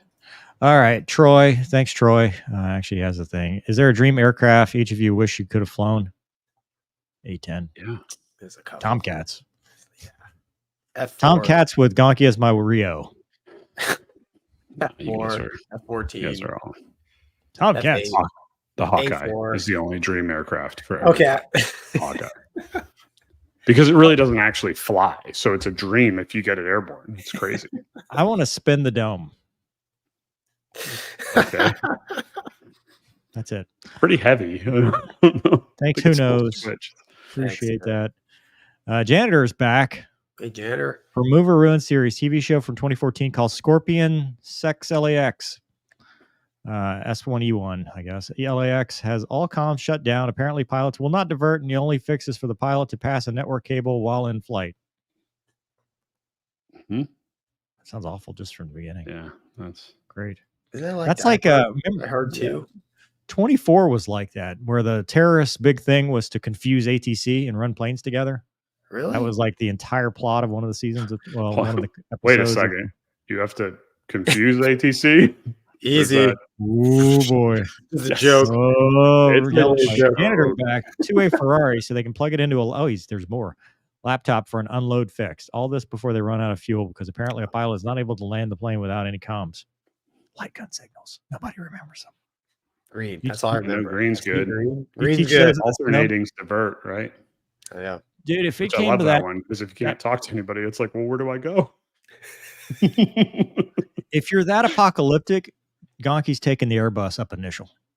Yeah. Oh, dude, all day He's long. just going to pitch out. All day. Carrier break. Straight up. Carrier break. All Kate TV. says, yay, 3 of my favorite people. Happy T-Day. Thanks, Kate. Thanks, Kate. Which 3? Well played. Clearly, Mover. Well done, Doug. Yeah. Technophasal says, issue is DoD views people as cogs and not human beings. Yeah. You're not wrong. Or right. Douglas Rose, not to be confused with our Douglas. P8 overshoots runway, crashes into the Kanoa? Really? Kanoa? How do you say that? This just happened. Yeah, this just happened. Everybody made it to shore safely. Plane is still floating. I didn't know about that. Really? They lost a P8 today? Yeah. Wow. I mean, they know exactly where it is. They didn't lose it. Not like the F-35, right? Yeah. Dude, where's my plane? Well, glad everybody's out. That's yeah, no kidding. that's I only joke because everybody's out. Right. Garrett, our homie, Thanks, Garrett. comes down to mental toughness. My generation has been coddled. Like he's in a Marine uniform now. My dad was USMC infantry officer, so I learned that life is tough and work hard. God bless you, dude. This dude is going to run. He will be the commandant. Did you know the commandant had heart attack, Yeah, right? see, Heart it's right attack. there. yeah, from Safe stress. and safe and effective. I'm sorry. Keep going. No, he had it from stress. He said he's too stressed. Oh, geez. Nope. No, I'm just trying not to get us. Dude, I thought the same thing, dude. I'm just trying to get to. I'm trying to get. Like I'm trying to That's keep the where show my brain's going, at. Donkey. As soon as I hear that, I'm like, well, I'm he trying to get didn't the- get discharged out of the Marine Corps. Yeah. So Anyway, we Drone all says, "Hi guys. know- At what point is China's Navy and Air Force just going to be too much for anyone to handle? We seem to have larger shortages of pilots. China is starting pilots at age 15 to 17. Nope, they have shortages now too. They have So it's all going to shortages even too. out. Nobody has anybody. Yeah, we're all China gonna has be. they've always outnumbered us. That's not the point though. All right. So Kate says that would be Happy Thanksgiving Day, y'all. Oh, we know. Happy And Thanksgiving. Thank you. Geographically inverted gives us the A word, 799. Earth is 70% uncarbonated water by beverages standards. It's flat. That sounds like a lot of autocorrect in that one. Like what do you? I like it though. I like it, but there was a lot of autocorrect going. All right. So hey, Gonky, you ready to cry? Oh, dude. Is this the P8 story? No, Nope. dude. It's time. Oh, this is awesome. It's time to have your face melted. Oh, Let us begin. This is our reaction. If you don't want to see the reaction, go watch the video by yourself and then come back because we will react and we will talk over it. And here we go. And the squiggly lines mean IUD airbase cutter. In case you're wondering. it's awesome. Can you hear that? Heard it's nice there this time of year. Dude, look at that thing. I know. Tomcats. Mm. I mean, it's close. Look at that helmet, Gonky. Completely new platform. Too many seats. OU, Boomer Sooner. He's got a special helmet like I do. Dude, I'm at the age where you'd probably want to take a buddy flying now. You know, you have Yeah. a friend. Oh, obligatory crotch shot. I Oh, was gonna say, what are we advertising here? This is definitely an Eagle video. Nice. I do like he has his college on his helmet. Yeah, that he went to collage. gosh, the hook is so small. Look at this thing, dude. Compensating. Look at that. It's I think it's taxiing awesome. at a no faster than a man can trot. Oh, GoPros in the cockpit. That's fine nowadays. Good thing it's And no Boeing. precedence. Depends on who you're asking. Yeah, Boeing doesn't care. That thing is stupid slick. Look at Holy this hell. thing. Oh my Look at god. this thing. The music. Yeah. Oh, dude, I'm sad. America. There is Dude, literally his no drag on T-shirt that emblem is so airplane. big it doesn't fit under. Like you can't see the whole thing. Oh my god, look at that thing. Oh my gosh, dude. Oh, dude. Look at Oh, dude. Oh man. And you're out of gas. Do you see the inlets doing the thing? Yeah, man. Oh, this makes me sad. Mark. Wow. I've never seen an eagle move like that, dude. See the guy in the back seat? He didn't go through that craft class because his What neck's is- gonna hurt. What is the point of the backseat guy right now? What is Tom. he doing? Comms, dude, and hold the They've camera. got to bring Snickers. Gotta hold the camera. Snacks. Dude, look at Wow. that thing. Oh, Gonky, what do you think, man? I've always thought the Eagle was a great looking airplane. I've seen a couple in BFM engagements, Oh, there's more. and Wait. There was more. Hold on. We weren't finished. I you ruined asked this. me what I thought. I know, but I've hit the button and there's more. Hold on. We're back. It was the after credits. Now, oh, wait. You didn't watch that, did you? I've watched the whole video. Hold on. The after credits.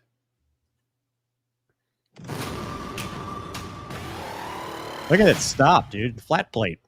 That's what I'm saying. Like Now you can tell us your feelings. I Sorry. I mean, when I first saw that video, I just in my mind, I'm like, the flight control system of that airplane is pretty crazy because that airplane moves unlike any Eagle I've ever seen. Like a much smaller plane. It kind of maneuvers like a Hornet, which is crazy because it has way more thrusties. I watched the whole demo that they did in Dubai, and he does the high alpha pass, plugs in the blowers, and does a loop. Straight. I mean, it's just, and you can see like all the flight controls and like you say, over the inlets, all just crazy working, man. It's insane. That jet it's awesome. I want one. All right. On that note, we'll keep this under the Boeing the demo because Boeing has just like here we're going to demo everything we have, as they should They're because they're all in selling it. at this They're point. for the money. Dude, check out the T7. They did a whole thing on that too. You ready? Was this in Dubai also? Is a Yeah. marketing simulator only to replicate the cockpit, but it isn't actually the ground-based Side stick, dude. that we're going to have. What? delivered for the United Just States like Air Fat Force Amy customers in the Viper, worldwide. as it should be. That simulator Airbus. has Look at the same cockpit on this thing. and in the actual ground-based Imagine being a system, you student can flying connect this. the actual You're going to simulator need some with craft an actual training, that's jet, for sure. and do training together with a simulator jet, which is new. Dude, Sorry, it's too so easy. much room to pee for snacks. There's Yeah. like, Yeah, you don't need a nutritionist in that cockpit. dude, I remember. So this is how dated the T6. They Wow. made you turn down the GPS so you wouldn't know where you were because they wanted you to do the arc radials and stuff. How you do that in this thing? You You don't. just don't. the You map don't, is the dude. map. You don't, Yeah. dude. You Preparing don't. for the United States. How do you do a fix to Now fix? all the systems There's are no You don't. time turned Totally to the NDBs in aviation System anymore. learning, So and that's what makes the T7A Look at that thing, man. advanced pilot training. Oh, system look, it's got the amazing canopy and fracture really, system. really, Why do they love game ejecting through the changing canopy so technology. much? In future Because this combat, thing is the jet part, has an easy to fly. Saab, If you is look that right? now, it's auto Yeah. trimming. I have my hands off the jet because it's It's flying auto itself trimming? basically. I Yeah. got Oh, my that's airspeed, good. my altitude matched up. Our and primary I'm jet looking at trainer the auto information that trims. the jet is Yeah, why portraying to not? me, and that's what Yeah. So now you can't say trim, trim, trim, trim, trim, trim, trim, trim, trim. we want let's our not. future students to be able to understand. Is this information, disseminating the information? Yeah, and it's then making you're just decisions managing based on aircrafts, that man. information. The It's days really of steely-eyed efficient fighter stuff. pilots are over. Did you just say aircrafts? I don't No. know. That's what I heard. I'm just saying. Wombat? I think the T7 is a cool airplane. I really do. Yeah, that was awesome. I think it's I think it awesome. looks And goofy. I guess they're exploring the like light attack capabilities of it too, which I mean it has one Hornet engine. I'm sure it's a blast to fly. I love it. I think it looks a little funky, but I love to fly it. It does look a little funky, but Yeah. Doug, I guess I got this one too since I'm already there. We got one more demo. This one's really going to make you cry, Gonky, because you're going to be like, Lord, I see what they give these people. I want that for me. No, dude, I don't get emotional over big airplanes. All right, you ready? Let us begin. Why? Whew. upset recover. Dude, No? all the drink- Just why? all the drinks. Oh, are like, look out, dude. Pretty sure I've seen Bud Holland do this and it didn't work out well. it's pretty crazy though. Something that big can move like that. Do they put flight attendants in the back for this? If you've got a Wizzo that does nothing back there, why not put a whole crew of Whoa, Flight attendants back whoa, there. whoa. Maybe there's a whole crew of Wizzos back somebody's there. got to push the snacks to the demo pilots? Someone's got to close the blinds. Yeah. Open the air vents, car closing, whatever they do. I don't know. Oh, So, dude. what do we? That's what do we pretty think about amazing, that? It is cool to see a big plane do that. I mean, but Yeah, yeah. does it have a snack tray? Not interested. Now it's got a yoke. It's got Not a yoke. interested. Does the new 777 have a yoke? Probably. Probably. I don't know, man. I'm sure somebody will Yeah, yeah. comment. No, in dude, about 12 it seconds. 100% has a yoke. No, it has. Yeah, it they're, definitely has Boeing's a yoke. not going to a side stick in their airliners. Yeah, they're not. There's no way. All right, so I've got one more video for your viewing pleasure, because not to be outdone, the fellows, ladies, and gents at Skunkworks at Lockmart put out a video today. This is today, breaking news. It's breaking. You're not going to see this on other YouTube channels. Deep intel just out. Oh, jeez. This is Metric it. system, Su-57, Formula One, whatever it takes. This is all the things. Here we go. You ready? I'll stop it when we get to the part that all the nerds are going to care about, like me. Not that. Or that. I mean, that's cool. Sure. Does the circus represent the Air Force? Oh, no, I shouldn't say that. I think we know the answer to that. Is that a There's Navy your- plane? No. Leadership. Go ahead. We'll talk about that plane later. Hey, Douglas, it looks like a big version of that, so to speak. I understand. Spoiler alert. I get that reference. Does it have lasers? Oh, look at that. I think that's information from its nose. I don't think it's a laser because it's laser in your. You wouldn't laser your own U2. Yeah. Well, you never know. Depends if you got your craft training. Well, it lasered and then spewed out to all the other places. I doubt. It's information. And it's laser in You this get your guy. massage that day. Oh, dude, laser therapy is good for you. Great segue. Okay, there's some fast stuff. Don't care. Right there. I feel like I've seen that before. People say this is the new NGAD and it has no tails. I always said single seat, single tail, single engine. I don't know what you say about this. No engine, no tail. It's gravity It's got little driven. bumps. It's got little bumps. It's got two little tails, dude. Yeah. Those are definitely they're a tails. little This looks tips. like something dropped out of a bigger mothership. Yeah. Oh, Why is the one boy. on the one Like side alien bigger? mothership? Oh, Probably. Why is the no, one side bigger than the other side?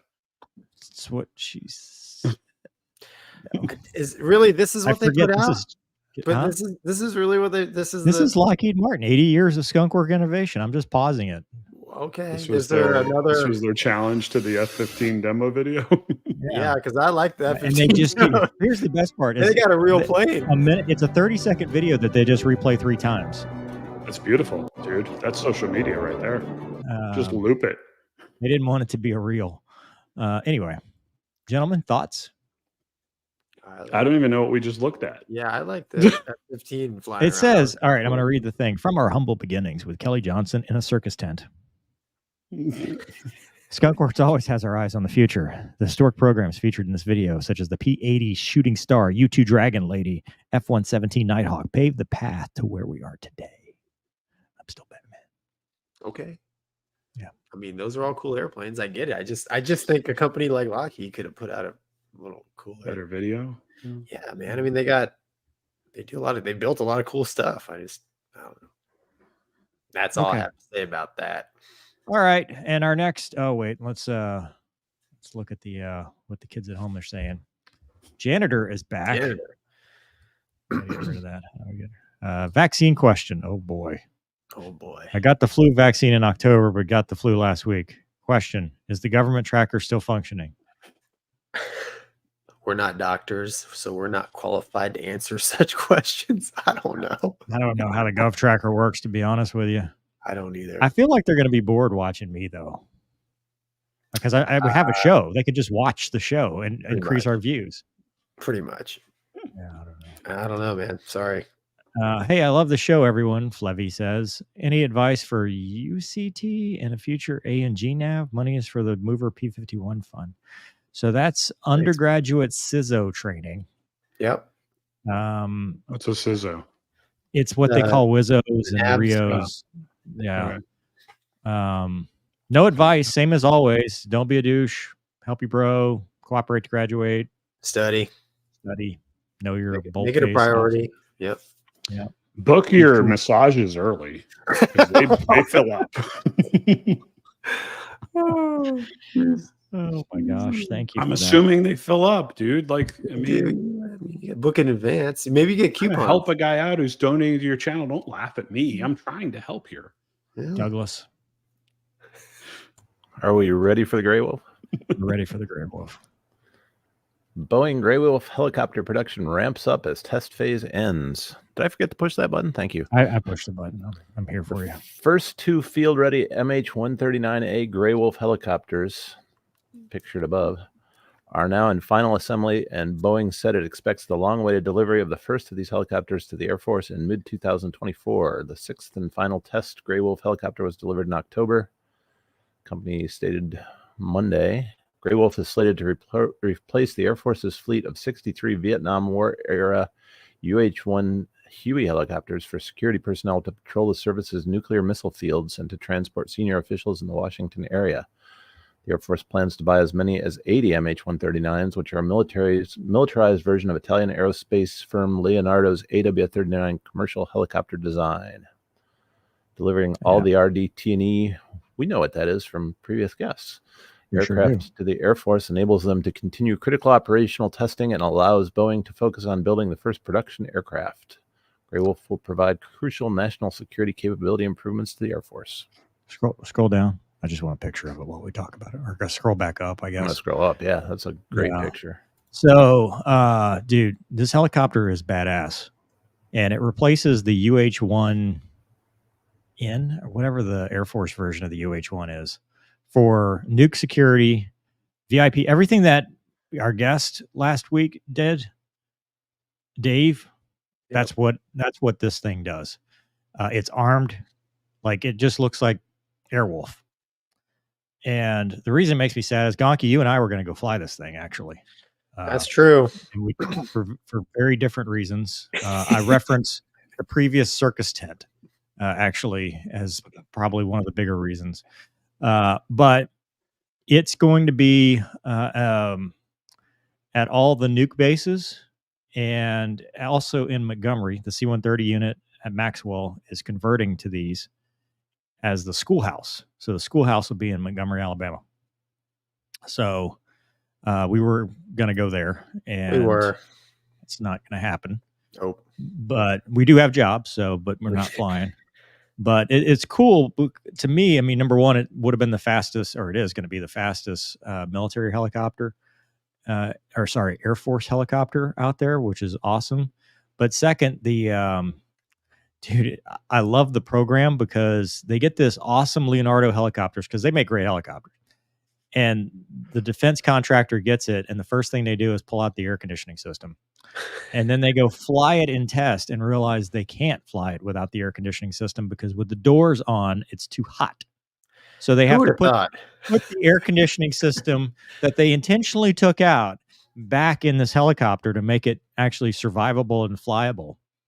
But look at that thing, man. Just a good looking helicopter, and it's awesome that we're getting them. I remember, when they did the ceremony and got the Grey Wolf, the first ones at test, they landed it. Just really cool. Would have been fun to fly, but obviously not meant to be. There you can see the comparison. 140 knots cruising, but really, really cool helicopter. Flying a desk. Huh? I'm flying a desk instead. You're not my supervisor. Yeah, he is. Damn it, Gonky. All right, moving on to the next one. Douglas, do you have the article, sir? I am so far behind because I was doing all the fancy stuff with the pictures. I'll let you catch up. We got some super chats while you do that. I'm ready to go. Let me know when. All right. Well, we already did that one. Hi to my 3 favorite authors, Harold says. If y'all ever want an extra beta reader, let them know. That's awesome. Gonky, do you accept beta readers? Yeah, my son's one. Yeah, I've actually employed Wombat's boy. He's my quality control expert. That's hilarious. One random fella says, what are those protrusions by the Wizzo? Is the Wizzo there to shoot lasers? New fighters need a backseat to control drones. F-35 one seat to do it all. That's not a bad idea. You could have a million loyal wingmen and your Wizzos in the back with the FPV goggles. Yeah. And he or she or they or them maneuver your drones for you. All right, Douglas, hit it. Okay, we're ready now. This one's for you guys. I'm not really an expert on this. Oh boy. Naval Aviator explains why U.S. AF pilots land softer than U.S. Navy pilots. Takes skills and nerves of ice for a U.S. Navy pilot to land on an aircraft carrier's flight deck, essentially a miniature flying field. Oh, that's not what it says, but that's what I said. That is pitching, rolling, yawing, and rough seas. Do they yaw, carriers? Oh, yeah. I wouldn't think so. Really? Oh, yeah. They Dutch roll. These ships operate in. A carrier landing is similar to a controlled crash. The touchdown is enough to destroy most other airplanes.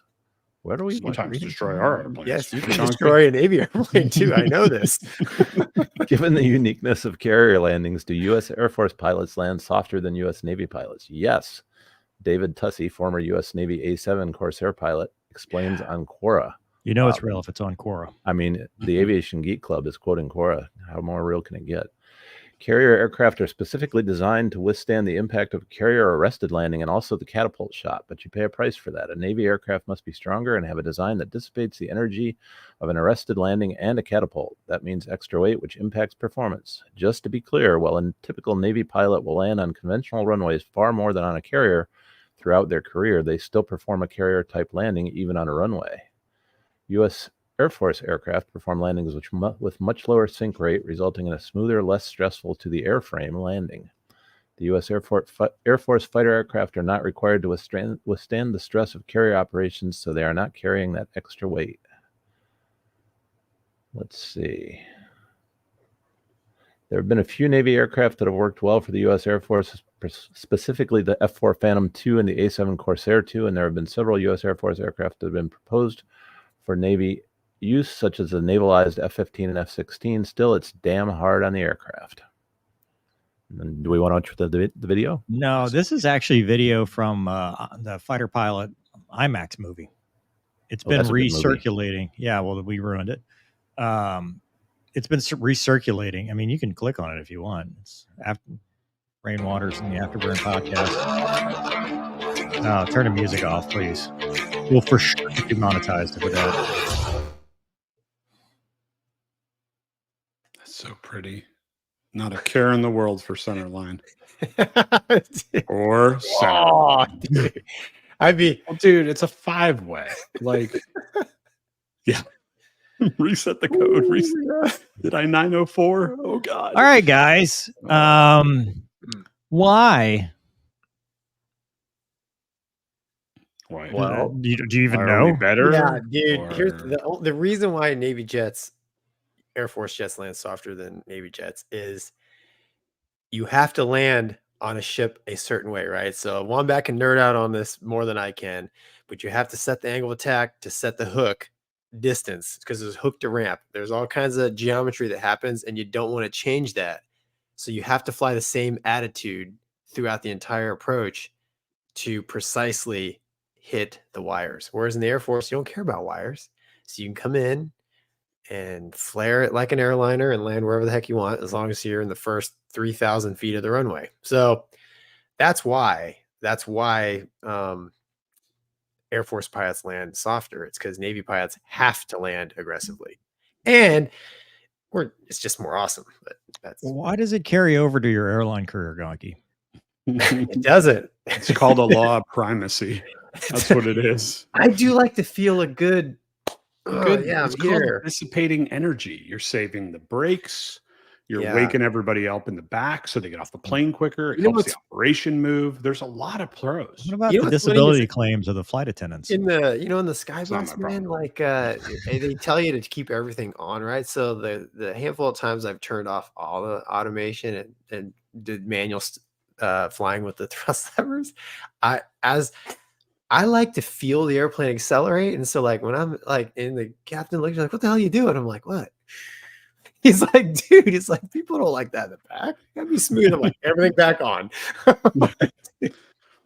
Yeah, it is truly like Gonky was alluding to. If you hypothetically brought 10 different Navy aircraft aboard a ship in a recovery, and every pilot flew a perfect pass, every tail hook would land in a 1 square foot block on the flight deck. That's how precise it is. Now, I'm not saying that everybody flies a perfect pass and all that, but that is no kidding the precision of it. If everybody was perfect with it, then, and that was actually a concern with Magic Carpet, believe it or not, when all that stuff came out on how good Magic Carpet is and is going to be and precise. They were concerned about the flight deck because getting that stress over and over and over and over again, like, so. Oh, on the same Same 1 spot. square foot. Same spot. Yeah. Yep.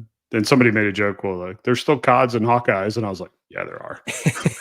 They'll be all over the place, but damn it, Oh, they'll no, be the on COD's center. being replaced with the I know, with the whirlybird.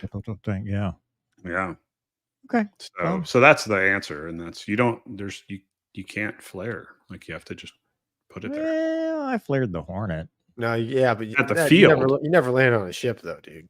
Yeah. It's you frowned can't do that upon on to the do ship. it too much because the planning link won't set. Well, that's the other thing, right? Isn't that why like Marines a lot of times would have planning link failures in their jet because the pilots would flare, and it's the landing gear on that thing is designed. I mean, go to any air show and look at a Navy carrier plane compared to an Air Force Oh, plane. dude. Like it's very obvious what they're designed to do. Yeah, Like if you did that with a Viper, the strut would you go would through the buckle it. wing. Yeah, Yeah. you would buckle it. It's not like this. It's like this, you know. Yeah, So all there's- that it's- energy is going. Yeah, it's crazy. Okay. Well, thank you So, for the information, fellas. It is pretty Um, awesome. Though. It is. I think it's time for the mental health minute. What do you guys think? I'm not 100% sure what we're talking about. So cool. Yeah, you'll get there. Hold on. John says, Gonky, I have a 3-year-old super reader for you. How can I get an autographed copy of the Navy Jet coloring book? If he's a 3-year-old super reader, he's probably too advanced. John, he's smarter than the average Marine. No, it's just Dude, kidding. aren't you working on a book like with words? Yes, I What actually have. happened with that? I have 2 that are in the works. But dude, I just Gonky is branching out. Breaking news. Gonky's going to Gonky start will be books writing a book with words soon. with words. kids books. All right, so I started to go down that path, and I realized it was a little It's bit hard to write a book with words. right, a little bit out of my Came capability. together in a sentence, if you will. No, it's so I'm having a hard time finding an illustrator and editor. I've gone through a couple, and I just thought, I was like, you know what? I'm gonna pause on this book project and work on these other book projects, because my son, we homeschool him, and he colors, he learning his letters and numbers and stuff. So I'm like, I can make stuff my own kid can use like right now. So that's why I kind of went that route. But John, shoot me an email, man. gonkyreadyroom@gmail.com. I just added it in my Look whatever at you. that's Look called. at you. And Look yeah, at just so- shoot me an email, man. There you go. Gonky, ready room. Yeah. If anybody has any questions, that's it. And I'll forward it to Mover, the hard ones. So Just CC Mover on it. Just cut out the middleman. Okay. All right. Let's talk mental health. Even though we did a whole thing on mental health here in a little bit, today's mental health topic is actually what we were going to talk about last week. Service before self, acts of service. It is something that I think a lot of mental health professionals talk about when you're in a rough spot and life's not great. It's kind of the last thing you think about too. The last thing you think about is, well, how am I going to help others if I'm in a spot that's bad for myself? But from experience, especially last year, it helped me. And as a lot of you know, I've got a lot of irons in the fire sometimes. And one of them is I'm a volunteer reserve deputy with the sheriff's office. And last year, a lot of bad things were happening career-wise and just in general. And I took that as an opportunity to get out of the house, because I felt like if I stayed home and thought about it, I would descend into, I'd spiral. But what I found was that doing acts of service, going out there and feeling like you're helping people, it doesn't have to be sheriff, it could be whatever, but the act of service itself, feeling like you are making a difference in somebody else's life in what you believe, what you feel is selfless. And that could be anything. It could be like Wombat's Wake for Warriors. It could be Gonky, the church. Anything that you go out and you're doing something for someone else often will allow you to get out of the rut and realize that, number one, it puts your problems into perspective. Because especially when I was out there, when you're out there helping people and you go to some of these calls, you realize a lot of people have it worse. My problems aren't as big as I thought. And when you put your problems into perspective, that kind of gives you that opportunity to step back and go, okay, well, it's not the end of the world and it's not as bad as I thought. And now I have a purpose that allows me to go and rise above it. And I'm not defined by whatever's going on in my life at this time. So that's kind of my pitch for this mental health minute is find something that, first of all, talk to somebody. If you're going through something, talk to somebody, whether it's professional, whether it's a friend. Lean on your wingman, lean on the people in your life. If you don't have anybody, there's always 988. There's veteran suicide assistance hotlines. There's mental health counselors. There are all kind of avenues of support. But for me, going out there and doing that, number one, like I talked about, being able to see that, hey, it's not so bad. But two, it gave me a sense of belonging. I was part of a team, and being part of that team where everything outside of that seemed like it was kind of crumbling because I was literally being persecuted. I felt like somebody in my life had my back. And that is important too, is that sense of belonging, that sense of somebody's there for you. And you'll find when you go do these volunteer organizations, even if something is attacking you on another part of your life, you will find that sense of belonging because you're pulled together when together. Even if it's something as simple as, doing volunteering in an animal shelter or volunteering, to build houses, you have that sense of belonging, whereas you might not have it in other parts of your life. So even though it may be a little bit selfish to go, hey, I'm volunteering for me, well, you're still doing something for the greater good. And eventually it will work out and you'll feel a lot better and you'll feel like you've actually accomplished something. Fellas. Yeah, Mover, that's you've said a lot. And you're probably one of the guys that volunteers I don't know anybody that volunteers more time than you do. Kind of like when you first started the whole Make Them Tell You No Facebook page and kind of asked me to help, and like even like doing this show, like me, Wombat, Doug, we're all, on here just, sharing stories and trying to help people really. You brought up, at church, I'm a Christian, Jesus came down here to serve, I serve at the church, which is I just open doors. And, it's funny, when I first joined the church, I was like, well, best way to get to know people is to become involved. Right. And, like you being a sheriff, you become involved in your community, right? You get to know, you learn so much. It opens up so many avenues to meet people and experience things, where if you're completely self-consumed and focused on yourself, I mean, it always leads to a bad place, in my opinion, because I think generally as people, we can never be satisfied. Like we can never satisfy our own desires and wants and, consumption. Right. So, the whole, just helping somebody. I mean, if you've ever done a good deed, right? Everybody's done a good deed and you just feel good about it, and that's something that, I mean, if you're having a down day, I mean, that's one way to pick it up, man. Go help somebody. Cause like you said, Mover, there's definitely somebody out there that probably has it worse than you.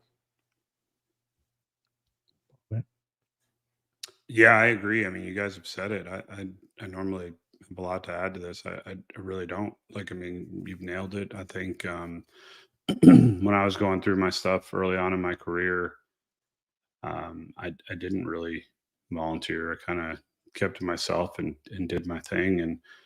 And later on in life, I've gotten way more involved in stuff like you'd mentioned, Wake for Worse, things like that, or just, I mean, it doesn't have to be something huge.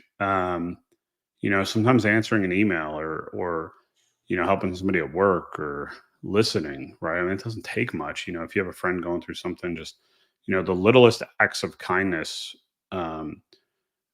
makes such a big difference at the end of the day. And I can tell you, things I've gone through later in my life, career, aren't necessarily any smaller than the things I was going through earlier in my career, but I think I've been able to handle them a lot better. And this is a large part why, is because it gets you out of your own head. I think that's the big thing. When you're going through something, dude, you're your own worst enemy, man, because all you do is think about it. That's it. Nothing else matters. You get down this rabbit hole of self-doubt and how everything is just piling up and piling up and piling up. And, by doing this, by volunteering, and again, it's on a million different levels. It allows you to at least break that chain of thought and you could think of something else. And that moment gives you a moment of clarity, you know, a moment of peace, right? We've all been there where you're going through something, you can't sleep, right? Because the minute you wake up, your brain's going a million miles a minute. You know, so by doing this, it 100% just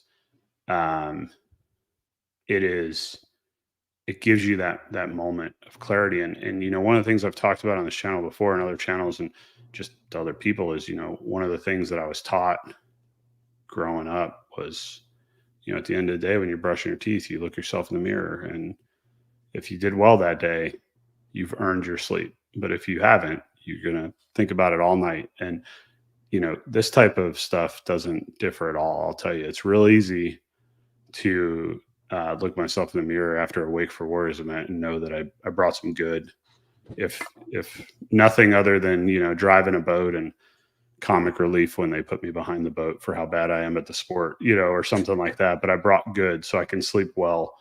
You know, it's the same thing, Gonky, I'm sure you can attribute, like, you know, doing stuff with your kids and things like that. Like, it's easy to know with that you've done something. So, but again, it's that time that gets you out of your own head, you know, and our brains are, I'm not a smart guy, but I do know our brains are strong and they can manipulate us in ways that, you know, it doesn't matter how much you can lift, how fast you can run, you know, your brain is your biggest muscle, and it's either on your side or not. And if you can control this, and I think this is a huge way to control it, is puts things in perspective, gives you clarity, and gives you a way to kind of get through the next few moments. You give yourself a shot. So you guys brought up a good point that I wish I'd have talked about it in my opening, because it's very valid. When we talk about volunteering yourself, it doesn't have to be an organization. Gonky, you brought up a great point. When people come to us and say, "Hey, what do I do to be the best number one in pilot training? How do I do that number one in pilot training?" I said, first off, you stop thinking about being number one in pilot training. But second, the best way to be good in pilot training is to help. And we don't say that because it's some altruistic, you know, service before self, excellence in all we do, core values and all that stuff. It's because it makes you better. If you can teach it, you will exponentially be better at whatever you're doing if you can go out and help somebody else be better. If you can, you know, the rising tide raises all ships. And if you can go out and help somebody else, it will make you better.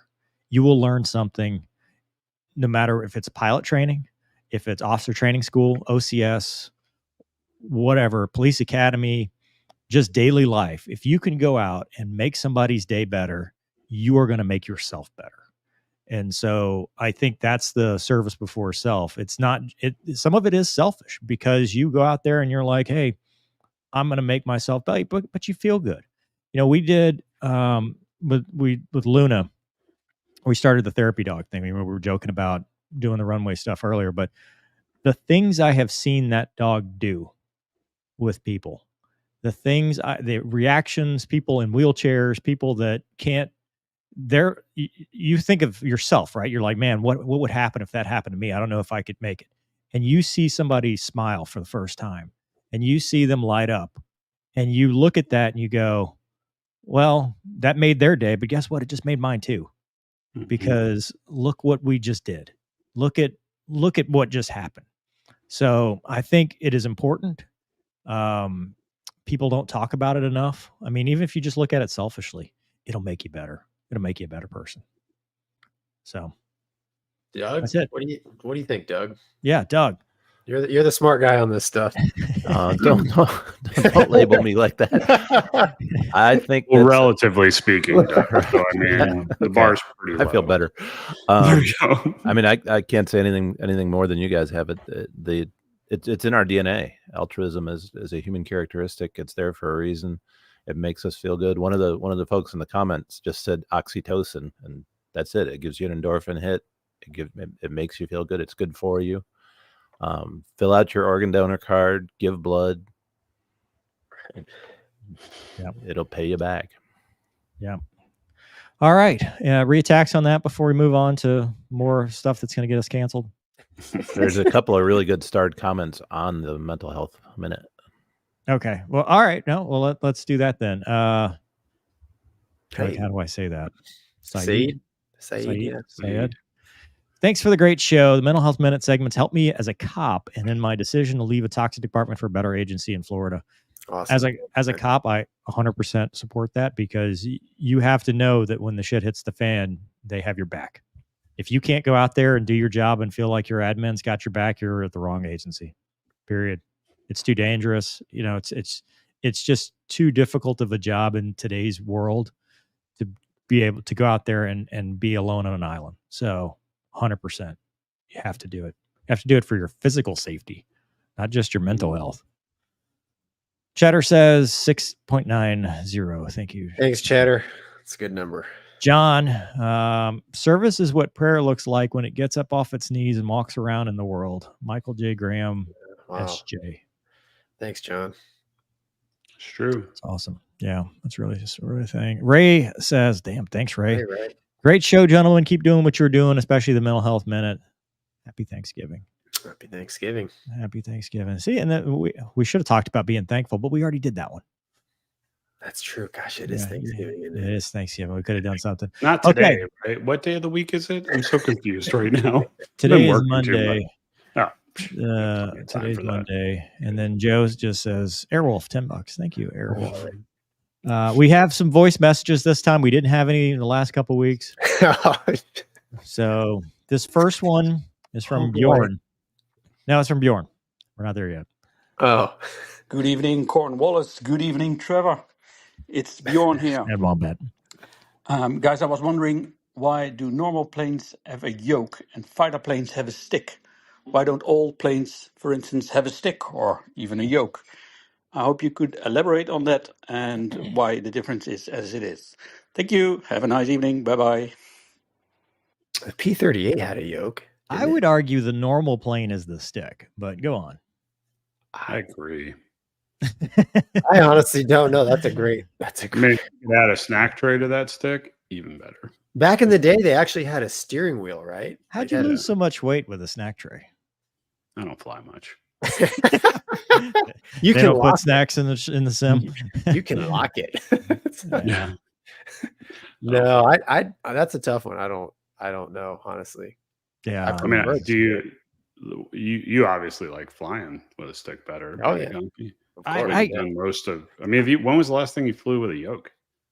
A Piper or something. I don't know. Yeah. Well, 100% speculation here, but weren't they like wheels at first? It used to be like steering wheels, so maybe as like a car reference. I don't know. Boat. Or boat. Yeah, I bet it's from a boat, dude. I bet it has something to do with a boat. You're right. I bet so. That's why some airliner pilots look like Submariner captains. Especially with their hats on. Anyways. Hats. A lot of power in a hat. That's all. Next. There's a lot of power. Did you see the thumbnail I did for the Delta one with the big hat, and then the other guy had the Raylan Givens hat? It's a lot of power. I liked it. Power. Yeah, there you go. I just want to point out what an aircraft nerd Gonky is. I thought I was good. Yeah, P-38, man. Come Gonky's on. smarter than he looks. I got a lot of You almost have to be, right? A lot of useless knowledge. It helps with the coloring books. I did not appreciate the yoke, although it is good for control. Because then I always, before I became an airline guy, because in Cessnas they teach you the one-handed thing. So when I would see on TV people two-hand yoke, I'm like, nobody flies like that. Then I got to the 737, I'm like, why? That's the only way you can. Wait, you guys fly really two-handed? Mm-hmm. What do you do with the thrust? It's doing its own thing. It's auto throttles. Just like in the Sky Bus, dude. You don't touch the thrust levers in the Sky Bus. I put my hand on them. Oh yeah, I rest my hand. Arm rest. Yeah. Well, in like the initial part of takeoff, and well, not for takeoff because I'm an FO and I'm not allowed to do my own aborts. So they let y'all do your own rejected takeoffs, and you can't call for you can't even call. I can't even call for one. No, you can call for it. I can't call for it. I can suggest, but I'm not allowed to say. That's interesting because in the Hawkeye, we flew single-handed on the yoke. Really? I mean, you've seen the landing. That's because you were ball flying, right? It didn't have Yeah. auto throttles or thrust. No, Yeah. there's nothing auto in a Hawkeye except for Very auto rarely. blender. I don't even think they let you click off the auto throttles until you're like in the last 50 feet or so. Really? Yeah. We can click it off whenever. I just Yeah, nobody does. Some guy, yeah. How do I fly this thing? It's been a while. It's been a minute. When I I don't know. when I was an FO, I'd love the captains that like at 1,500 feet, you'd hear the autopilot and then the auto thrust, and you're like, oh, God. yeah, you're like son of a gun. It's like, hold on, let me prepare to take this. Yeah, thing. well, because it was like 15 seconds of like, is this guy just think he's good, or does he fly like tail draggers somewhere and he's actually a legit pilot? You know what I mean? But Right. All right. Next voice message. We got this. We did not make any of this. This was sent to us. Oh, Okay. is the one You're that gonna is be this triggered. cancel? yes. Yeah, it's gonna get us I canceled. need let's do this. All right. Are we ready? Some people are gonna be so this message comes to us in a speech, actually. Ooh, speeches. That was recently made by a certain president. He's my commander. And here it goes. Before I finish my term, I'm going to transfer Major Hartsock back to the Navy, and I'm putting him in charge of, the thing. I'll also put him in charge of crayons and coloring books for the Marines, because I'm sure Lieutenant Hartsock will love flying the F-35 Panther painted with all the pretty colors. I love how he demoted me too. I went from forgot. to 03. At It's least not really you're a still an promotion. officer. Yeah, Yeah, At least you're you're still an always a officer. lieutenant. Let's be honest. dude, But that technology is so scary. Not to be Very outdone, though. scary. No. In a recent speech by his leading opponent, Yeah. uh, We're not political here. Both sides of the spectrum. we're getting both sides of this. If the other candidate wins, he's made a couple promises. So we're gonna have to weigh it and see what the audience thinks is more better. We're gonna get so canceled on this. Oh, totally, dude. This one's good. I said mo better, but especially what we're all right. Here we go. Trigger warning. When I become president again, I'm going to promote Major Lemoyne to 4-star general and put him in charge of our Air Force, because right now our Air Force is a total disaster. Then I'm going to have General Lemoyne reactivate all the SR-71 Blackbirds, which never should have been retired in the first place. Then we're going to restart the Raptor production line, build 750 Raptors, and equip them with all the sensors from the F-35. Then we're going to take every single fat Amy and send them to the bottom of the ocean.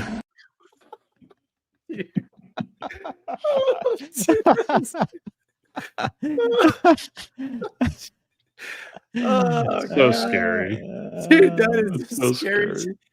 It's so technology is scary, man. So canceled You now. need to go by land in Montana or Idaho. That was from viewer Nate. Yeah, Thank you for thanks, that. man. That That's was freaking pure comedy. yeah, dude. I'm all for it. I'll take the promotion. I kind of hope you do get promoted. We'll fix some things. I don't think that's where that one's going to go. Just so we're Can I clear. fly the SR-71? I don't think you have to worry about the promotion board coming first from that. There's no board. If he just says it, it happens. There's no board. Called a field promotion. Yeah. That's what happens in Why your times commander- of crisis. Wait, we're not in a crisis. We're in an existential crisis. I was going to say, when have we not been in a crisis? Oh, dude. Yeah. That's pure comedy. Awesome. Man. Thanks, Nate, for doing that. That Yeah, was that's hilarious. awesome. Gonky's, yours is not as good. No. It was good. Is that by design? Quality. I'm just Fair and balanced. fair and balanced. We are We are both fair and sides of balanced the spectrum. What spectrum we're on, we don't know. Spectrums. Spectrums. We are on some levels, and we've gone off the rails. but Sounds Spectra. so real. It's so that real. was creepy. Yeah. It's very The- creepy. The Trump one sounded more realistic than the Biden one. I don't know. That I one don't seemed know like that. it was Yeah. confusing, and I didn't understand what's Yeah. happened. That's pretty good. Oh, How did I get sorry, was promoted? Wombat, stop! You're How gonna did get I us canceled. How did I get promoted and go back to lieutenant? I'm like, wait. Yeah. No, that checks out. Actually, that logic makes sense from him. Thank you, thank you, 100%. thank you, Douglas. Yeah. Sorry. Well, so what have we learned today? Canceled. We know all the trigger words. We've covered that. So please send all emails in metric, and don't say the A word on Twitter. Look at Wombat's face. He's sorry. I'm sorry. I didn't say it. There's gonna be so many stupid emails. I didn't say it. I didn't say it though. I didn't say it. I'd like to apologize to anybody who emails me or messages me in the next 24 hours that actually has a logical message, because they're going to get lost. Wombat is all in of the his stupid messages. Is in his mean girl phase right now, so you're not going to get anything nice. He's the girl that had her glow up, and now all of a sudden he's mean and driving a Porsche. He's the hot girl in a Porsche now. Hey, if you keep it up, I'm not going to let you drive it. All right. Yeah. Well. Are you bringing it down here? Is that how much of a driver it is? Hey, Shanghai's in the comments. Hey, Shanghai. You guys watched his show? It's pretty good.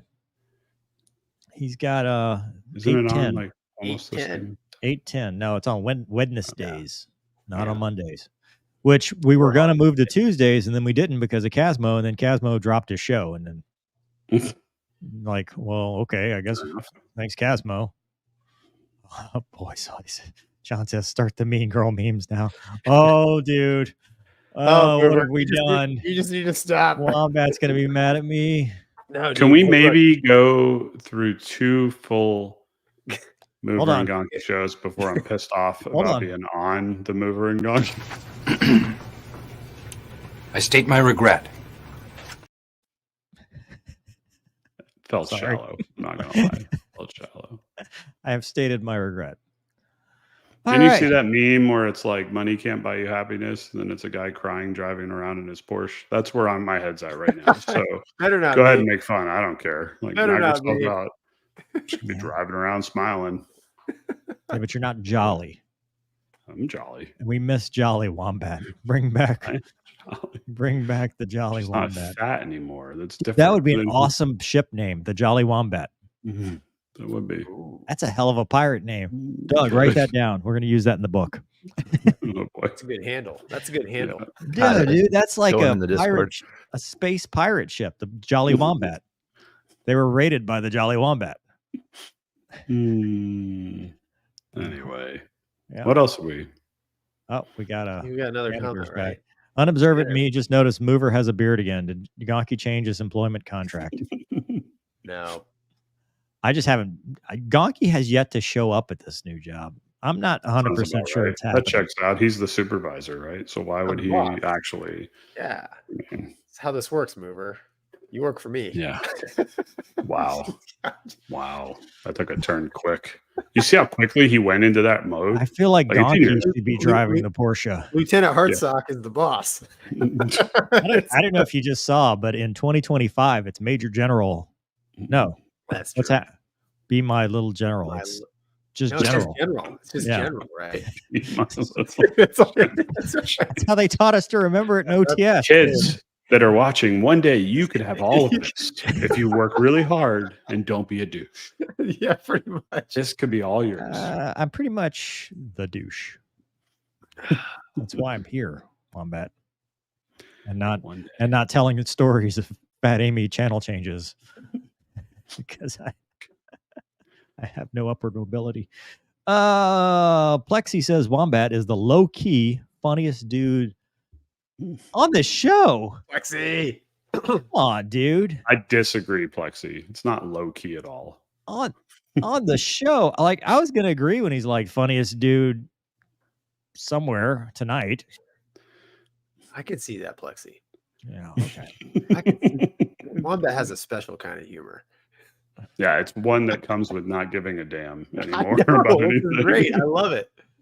I don't care. Douglas, parting shots. I have nothing.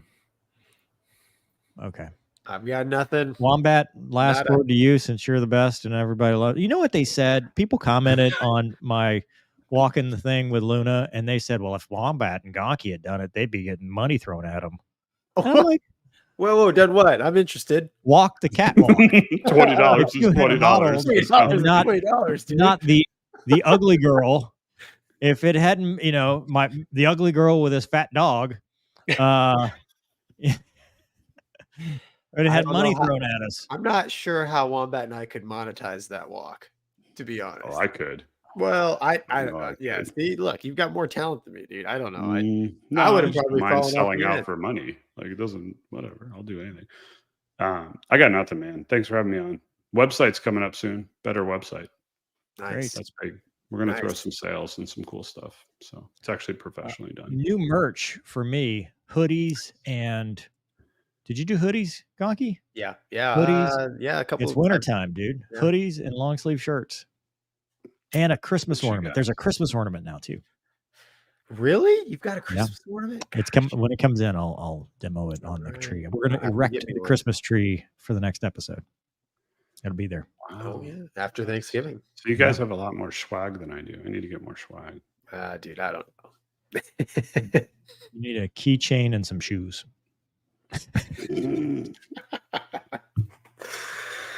Oh, Sorry. boy. Good night, everybody. Good night.